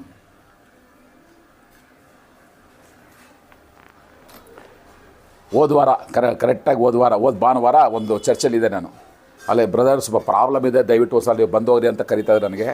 ಸರಿ, ಹೋದ್ವಾರ ನಾನು ಟೈಮ್ ಮಾಡಿಕೊಂಡು ಅದಕ್ಕೆ ನಾನು ಬರೋಕ್ಕಾಗಲ್ಲ ಇಲ್ಲಿಗೆ, ಯಾಕಂದರೆ ಅಲ್ಲಿಗೆ ಹೋಗ್ಬೇಕು. ಯಾಕಂದರೆ ಅವರು ಪದೇ ನಂಗೆ ಫೋನ್ ಮಾಡ್ತಾರೆ, ಪ್ರಾಬ್ಲಮ್ ಇದೆ ದಯವಿಟ್ಟು ಬನ್ನಿ ಅಂತ. ಅಲ್ಲಿ ಹೋದರೆ ಸ್ವಂತ ಬಿಲ್ಡಿಂಗ್ ಇದೆ, 10 ಜನ ಹೆಂಗಸರಿದ್ದಾರೆ, 3 ಜನ ಗಂಡಸಿದ್ದಾರೆ. 10 ಜನ ಹೆಂಗಸರು, 3 ಜನ ಗಂಡಸ ಅಷ್ಟೇ. ಸರಿ, ಮೆಸೇಜಲ್ಲಿ ಆದ್ಮೇಲೆ ಕುಂತ್ಕೊಂಡು ಮಾತಾಡಿದ್ರೆ ಅವ್ರಿಗೆ ಎಂತೆಂಥ ಪ್ರಾಬ್ಲಮ್ ಇದೆ ಅಂದರೆ ನನ್ನ ತಲೆನೇ ಗಿರ್ ಅಂದ್ಬಿಡ್ತು. ದೊಡ್ಡ ಸಭೆಗಳಲ್ಲೂ ಕೂಡ ಅಂಥ ಪ್ರಾಬ್ಲಮ್ ಇಟ್ಕೊಂಡು ಕುಂತಿದ್ದಾರೆ. ಅವರು ಸಮಾಧಾನ ಇಲ್ಲ, ತೃಪ್ತಿ ಇಲ್ಲ. ಯಾಕಂತಂದರೆ ಆ 13 ಜನನೂ ಕೂಡ ದೇವರ ವಾಕ್ಯಕ್ಕೆ ವಿಧೇಯರಾಗಿಲ್ಲ. ಒಬ್ಬೊಬ್ರದ್ದು ಕೂಡ ಅವ್ರು ಇಷ್ಟ ಬಂದ ರೀತಿಗಳು, ಅವ್ರದ್ದೇ ಮಾದರಿ. ಅದೇನು ಅವಳ ಮಾತು ನಾನು ಕೇಳಬೇಕು, ಅದೇನು ಇವನ ಮಾತು ನಾನು ಕೇಳಬೇಕು. ಇಬ್ಬರು ಮಾತು ಯಾವನು ಕೇಳ್ಬೇಡ್ರಯ್ಯ, ವಾಕ್ಯ ಕೇಳ್ರಯ್ಯ. ವಾಕ್ಯ ಇಲ್ಲ, ವಾಕ್ಯಕ್ಕೆ ಯಾವುದೇ ಸ್ಥಾನ ಇಲ್ಲ. ಕಡೆಗೆ ಯಾವಾಗ ನಿಮಗೆ ಅಲ್ಲಿ ವಾಕ್ಯಕ್ಕೆ ಮಾನ್ಯತೆ ಇಲ್ವೋ, ನಾನು ಇಲ್ಲಿರೋದ್ರಲ್ಲಿ ಅರ್ಥನೇ ಇಲ್ಲ ಅಂತ ಹೇಳಿ ನಾನು ಇದು ಬರಬೇಕಾಯ್ತು. ಇವತ್ತು ಇದೇ ಸ್ಥಿತಿ ಕುಟುಂಬದಲ್ಲಿ, ಇದೇ ಸ್ಥಿತಿ ಸಭೆಗಳಲ್ಲಿ. ಸಮಾಧಾನ ಇಲ್ಲ. ಆದರೆ ಯಾವಾಗ ನಾವು ಕರ್ತನ ವಾಕ್ಯಕ್ಕೆ ನಾವು ಪ್ರಾಮುಖ್ಯತೆ ಕೊಟ್ಟು ಆತನ ಕಾರ್ಯದಲ್ಲಿ ಕೈ ಹಾಕ್ತೀವೋ, ದೇರ್ ವಿಲ್ ಬಿ ಪೀಸ್.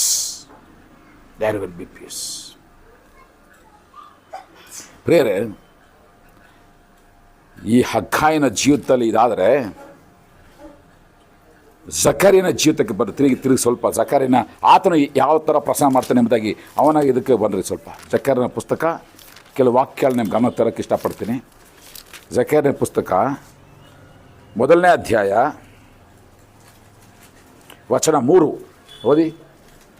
ಆದ ಕಾರಣ ನೀನು ನಿನ್ನ ಜನರಿಗೆ ಹೀಗೆ ಹೇಳು, ಸೇನಾಧೀಶ್ವರ ಯೆಹೋವನು ಇಂತೆನ್ನುತ್ತಾನೆ, ನನ್ನ ಕಡೆಗೆ ಪುನಃ ತಿರುಗಿರಿ. ಇದು ಸೇನಾಧೀಶ್ವರ ಯೆಹೋವನ ನುಡಿ, ನಾನು ನಿಮ್ಮ ಕಡೆಗೆ ಪುನಃ ತಿರುಗಿ. ಸಾಕು, ಅಷ್ಟೇ ಫಾರ್ಮುಲಾ. ಏನು? ನನ್ನ ಕಡೆಗೆ ತಿರುಗ್ರಿ, ಆಗ ನಾನು ನಿಮ್ಮ ಕಡೆಗೆ ತಿರುಗ್ತೀನಿ. ನಮ್ಮ ಫಾರ್ಮುಲಾ ಉಲ್ಟಾ. ಏನು? ದೇವರೇ ನೀನು ನಮ್ಮ ಕಡೆ ಫಸ್ಟ್ ತಿರುಗು, ಆಮೇಲೆ ನಾವು ನಿಮ್ಮ ಕಡೆ ತಿರುಗ್ತೀವಿ. ಅದು ಯಾವತ್ತೂ ಆಗಲ್ಲ.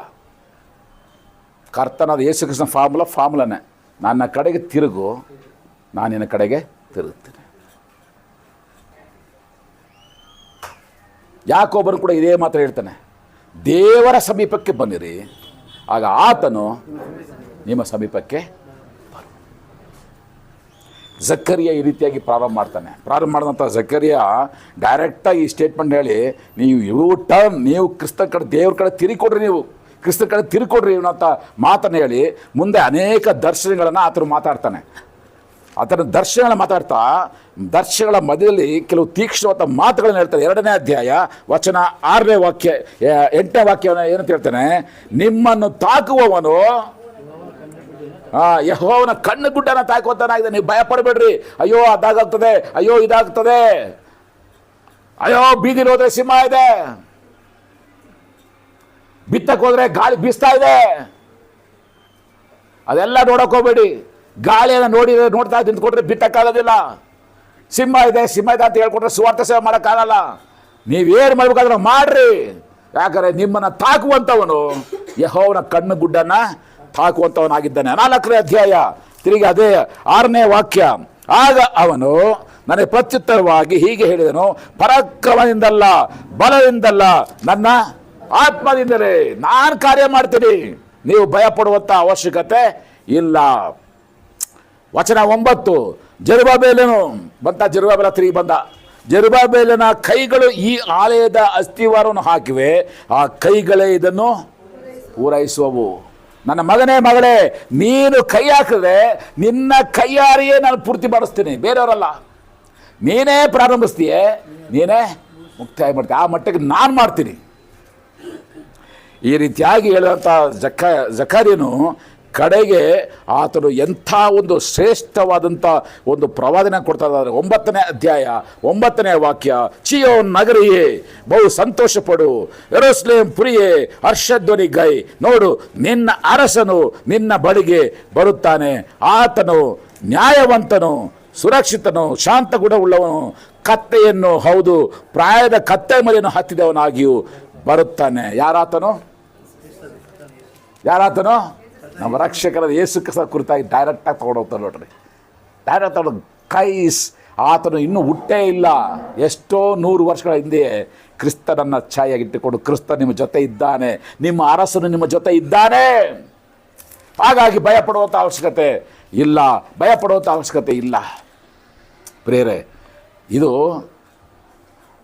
ಕೆಲಸ ಮಾಡೋದು ಎಲ್ಲರಿಗೂ ಕೂಡ ಸಾಮೂಹಿಕವಾದ ರೀತಿಯಲ್ಲಿ ನಾನು ನಿಮಗೆ ಸಮಾಧಾನ ಕೊಡ್ತೀನಿ, ನಮಗೆ ತೃಪ್ತಿ ಕೊಡ್ತೀನಿ, ನಾನು ನಿಮಗೆ ಮಹಿಮೆಯನ್ನು ನನ್ನ ಆಲಯದಲ್ಲಿ ಇಡ್ತೀನಿ ಎಂಬುದಾಗಿ ಹೇಳಿದಂಥ ಹಗ್ಗಾಯನು ಈಗ ನಿರ್ದಿಷ್ಟವಾಗಿ ಜೆರುಬ್ಬಾಬೆಲನ ವಿಷಯವಾಗಿ ಮಾತಾಡ್ತಾನೆ. ಗೊತ್ತಿದೆಯಾ? ಜೆರುಬ್ಬಾಬೆಲನಿಗೆ ಇಬ್ಬರು ಕೂಡ ಮಾತಾಡುವಾಗ ಒಂದು ಹೇಳುವಂಥ ಮಾತು, ಜೆರುಬ್ಬಾಬೆಲನೇ ನೀನೇ ಪ್ರಾರಂಭ ಮಾಡಿದ್ದೀಯೇ, ನೀನೇ ಮುಕ್ತಾಯ ಮಾಡ್ತೀಯ. ಅಷ್ಟು ಮಾತ್ರ ಅಲ್ಲ, ಜೆರುಬ್ಬಾಬೆಲನೇ ನಾನು ನಿನ್ನನ್ನು ಏನು ಮಾಡ್ತೀನಿ ಗೊತ್ತಾ? ಹಗ್ಗಾಯನ ಪುಸ್ತಕ 2ನೇ ಅಧ್ಯಾಯ ಕೊನೆಯ ವಾಕ್ಯ,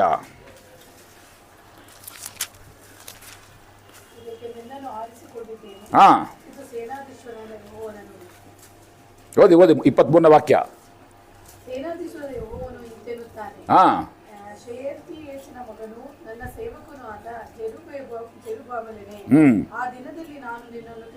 ಹಾಂ, ಮುದ್ರೆ ಉಂಗುರವಾಗಿ ಮಾಡಿಕೊಳ್ಳುವೆನು, ಇದಕ್ಕೆ ನೀನು ಆರಿಸಿಕೊಂಡಿದ್ದೇನೆ, ಇದು ಸೇನಾಧೀಶ್ವರ ಯೆಹೋವನ ನುಡಿ. ನೋಡ್ರಿ ಎಂಥ ಒಂದು ಉದಾಹರಣೆ ಕೊಡ್ತಾನೆ. ನಾನು ನಿನ್ನನ್ನು ಏನು ಮಾಡಿದ್ದೀನಿ? ಈಗ ಮುದ್ರೆಯ ಉಂಗುರವನ್ನಾಗಿ ಮಾಡಿಕೊಂಡಿದ್ದೇನೆ, ಮುದ್ರೆ ಉಂಗುರವನ್ನು ಮಾಡಿಕೊಂಡಿದ್ದೇನೆ. ಮುದ್ರೆ ಉಂಗುರ ಎಂಬುದಾಗಿ ಹೇಳುವಂಥ ಸಮಯದಲ್ಲಿ ಅದು ಒಂದು ಅಧಿಕಾರದ ಒಂದು ಸೂಚನೆ ಆಗಿದೆ. ಅದು ಒಂದು ದೇವರ ಅಧಿಕಾರದ ಒಂದು ಸೂಚನೆಯನ್ನು ನಾನು ಕೊಡ್ತಾ ಇದ್ದೀನಿ ಎಂಬುದಾಗಿ ಹೇಳ್ತಾ ಇದ್ದಾನೆ. ಆ ಒಂದು ಅಧಿಕಾರ ನಾನು ಕೊಟ್ಟಿದ್ದೀನಿ. ಅದೇನರ್ಥ? ನನ್ನ ಅಧಿಕಾರವೇ ನೀನು. My authority is yours, my power is yours. ಜೆರುಬ್ಬಾಬೆಲನೇ, ನನ್ನ ಸಮಸ್ತ ಅಧಿಕಾರವನ್ನು ನಾನೇನು ಮಾಡಿದ್ದೇನೆ? ನಿನಗೆ ನಾನು ಕೊಟ್ಟಿದ್ದೀನಿ. ನಾನು ನಿನಗೆ ಕೊಟ್ಟಿದ್ದೀನಿ. ಪ್ರಿಯರು, ಆಲೋಚನೆ ಮಾಡಿದ್ರೆ ಯಾವತ್ತಾರು ಕ್ರಿಸ್ತನು ನಮಗೆ ಎಂಥ ಅಧಿಕಾರ ಕೊಟ್ಟಿದ್ದಾರಂತ. ಕ್ರಿಸ್ತನು ಕೊಟ್ಟಿರುವಂಥ ಅಧಿಕಾರ ಯಾವುದು ಗೊತ್ತಾ? ಕ್ರಿಸ್ತನ ಅಧಿಕಾರ, ಸಂಪೂರ್ಣವಾದ ಅಧಿಕಾರವನ್ನು ನಮಗೆ ಕೊಟ್ಟಿದ್ದಾನೆ. ಯಾವುದನ್ನು ಕೂಡ ಉಳಿಸ್ಕೊಂಡು 10%, 20%, 50% ಅಂತ ಕೊಡ್ತಾ ಇಲ್ಲ. Everything I given to you, everything. ಯಾಕಂದರೆ ನೀನು ನನ್ನ ಮುದ್ರೆಯ ಉಂಗುರ. ಜೆರುಬ್ಬಾಬೆಲನೇ, ವಿಶೇಷವಾಗಿ ನಾನು ಆಶೀರ್ವದಿಸ್ತಾರೆ. ಇದು ದೇವರ ಒಂದು ಆಶೀರ್ವಾದ ಗೊತ್ತು.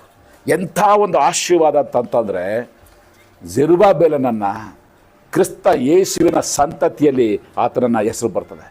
ಮತ್ತಾಯ ಸುವಾರ್ತೆ 1ನೇ ಅಧ್ಯಾಯ 12ನೇ ವಾಕ್ಯ ಓದ್ರಿ. Matthew chapter 1 verse 12.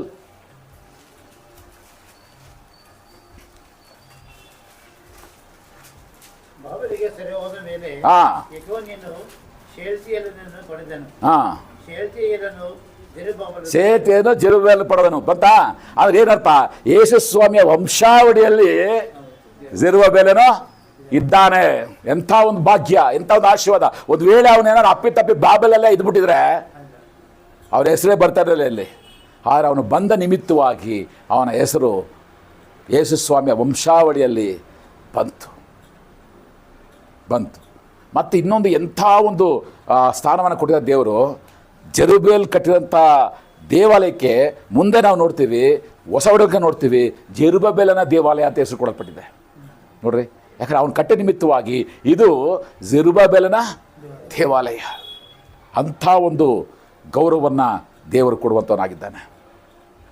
ನನ್ನ ಪ್ರಿಯ ಸಹೋದರ ಸಹೋದರಿಯರ, ಕೊನೆಯದಲ್ಲಿ ಒಂದು ಮಾತು ಹೇಳಿ ನನ್ನ ಸಂದೇಶ ಮುಗಿಸ್ತೇನೆ. ಈ ಸ್ಕ್ರ್ಯಾಪ್ ಅಂತಂದರೆ ಕೇಳಿದಿರಾ? ಏನು ಸ್ಕ್ರ್ಯಾಪ್ ಅಂತಂದರೆ? ಏನು ಮಾತಾಡಿ? ಗುಜ್ರಿ ಅಥವಾ ತಿಪ್ಪೆಗೆ ಹಾಕೋದ್ರೆ ಏನಂತ? ಎಲ್ಲ ಯೂಸ್ ಮಾಡಿಕೊಂಡು ಇನ್ನು ಯಾವುದಕ್ಕೂ ಕೆಲಸಕ್ಕೆ ಬಾರದೇ ಇರ್ತಕ್ಕಂಥ ಸಂಗತಿ ಇದೆಯಲ್ಲ, ಅದೇ ಸ್ಕ್ರ್ಯಾಪ್. ಕಬ್ಬು ಎಷ್ಟಾಗುತ್ತೋ ಅಷ್ಟು ಕೊಟ್ಟು ಕೊಟ್ಟು ಕೊಟ್ಟು ಜ್ಯೂಸ್ ತಗೊಬಿಟ್ಟು ಕಡೆಗೆ ಆ ಸಿಪ್ಪೆ ಎಸಿ ಕಸಕ್ಕೆ ಎಸಿತೀವಲ್ಲ, ಅದು ಸ್ಕ್ರ್ಯಾಪ್. ಕಬ್ಬಣ ಆಗಿರ್ಬೋದು, ಎಲ್ಲ ಏನೇನು ಬೇಕೋ ಎಲ್ಲ ಐಟಮ್ ಮಾಡಿಕೊಂಡು ಇನ್ಮೇಲೆ ಈ ಪೀಸ್ಗಳಿಂದ ಇನ್ನೇನು ಮಾಡೋಕ್ಕಾಗಲ್ಲ, ಇನ್ನೇನು ಮಾಡೋಕ್ಕಾಗಲ್ಲ, ಅದು ಸ್ಕ್ರ್ಯಾಪ್ ಅಲ್ವಾ? ದಯವಿಟ್ಟು ನಿಮ್ಮ ಸ್ಕ್ರ್ಯಾಪ್ ಟೈಮನ್ನು, ನಿಮ್ಮ ಸ್ಕ್ರ್ಯಾಪ್ ಎನರ್ಜಿಯನ್ನು, ನಿಮ್ಮ ಸ್ಕ್ರ್ಯಾಪ್ ವಯಸ್ಸನ್ನು ಕ್ರಿಸ್ತನಿಗೆ ಕೊಡಬೇಡಿ. ಕ್ರಿಸ್ತನಿಗೆ ಕೊಡಬೇಡಿ. ಅದು ಕ್ರಿಸ್ತನಿಗೆ ಬೇಕಾಗಿಲ್ಲ. ನೀವು ಸಮಯವನ್ನು ಕೊಡಬೇಕಾ? ಅಮೂಲ್ಯವಾದ ಸಮಯವನ್ನು ಕೊಡ್ರಿ. ನಿಮ್ಮ ಆರೋಗ್ಯ ಕೊಡಬೇಕಾ? ಅಮೂಲ್ಯವಾದ ಆರೋಗ್ಯವನ್ನು ಕೊಡ್ರಿ. ನಿಮ್ಮ ಶಕ್ತಿ, ನಿಮ್ಮ ಎನರ್ಜಿಯನ್ನು ಕೊಡಬೇಕಾ? ಅಮೂಲ್ಯವಾದ ನಿಮ್ಮ ಎನರ್ಜಿಯನ್ನು ಕೊಡ್ರಿ. ಆದರೆ ದಯವಿಟ್ಟು ಯಾವುದೇ ಕಾರಣಕ್ಕೂ ನಿಮ್ಮ ಸ್ಕ್ರ್ಯಾಪ್ ಆಗಿ ಕೆಲಸಕ್ಕೆ ಬಾರದಿರ್ತಕ್ಕಂಥ ನಿಮ್ಮ ಆರೋಗ್ಯವನ್ನಾಗಲಿ, ಕೆಲಸಕ್ಕೆ ಬಾರದಿರ್ತಕ್ಕಂಥ ನಿಮ್ಮ ಶಕ್ತಿಯನ್ನಾಗಲಿ, ಕೆಲಸಕ್ಕೆ ಬಾರದೇ ಇರ್ತಕ್ಕಂಥ ನಿಮ್ಮ ಸಮಯವನ್ನಾಗಲಿ, ಒಟ್ಟಿನಲ್ಲಿ ಕೆಲಸಕ್ಕೆ ಬಾರದೇ ಇರ್ತಕ್ಕಂಥ ನಿಮ್ಮ ವೇಸ್ಟ್ ಜೀವಿತವನ್ನು ಕ್ರಿಸ್ತನಿಗೆ ಕೊಡೋಕೋಬೇಡಿ. ಇದೇ ಇವತ್ತಿನ ನನ್ನ ಸಂದೇಶ. ಇದೇ ನನ್ನ ಸಂದೇಶ. ಈ ವಾಕ್ಯ ಧ್ಯಾನ ಮಾಡುವಾಗ ಮತ್ತೊಂದು ವರ್ತಿನನ್ನು ನಾನು ಕರ್ತನಿಗೆ ಸಮರ್ಪಣೆ ಮಾಡಿಕೊಂಡೆ. ದೇವರೇ, ನಾನು ಇನ್ನೆಷ್ಟು ಕಾಲ ಇರ್ತೀನಿ ನನಗೆ ಗೊತ್ತಿಲ್ಲ ಸ್ವಾಮಿ, ಆದರೆ ಉತ್ತಮವಾದನ್ನು ನಿನಗೆ ಕೊಡುವ ಹಾಗೆ ನನಗೆ ಕಲಿಸು. I want to give you my time, my energy and my life for your glory. ಕರ್ತನಿಗೆ ನಾವು ಸಮರ್ಪಣೆ ಮಾಡಿಕೊಳ್ಳೋಣ. ಕರ್ತನ ವಿಶೇಷವಾಗಿ ನಿಮ್ಮ ಕುಟುಂಬಗಳನ್ನು ಆಶೀರ್ವದಿಸುವಂತನಾಗಿದ್ದಾನೆ. ಆಮೇಲೆ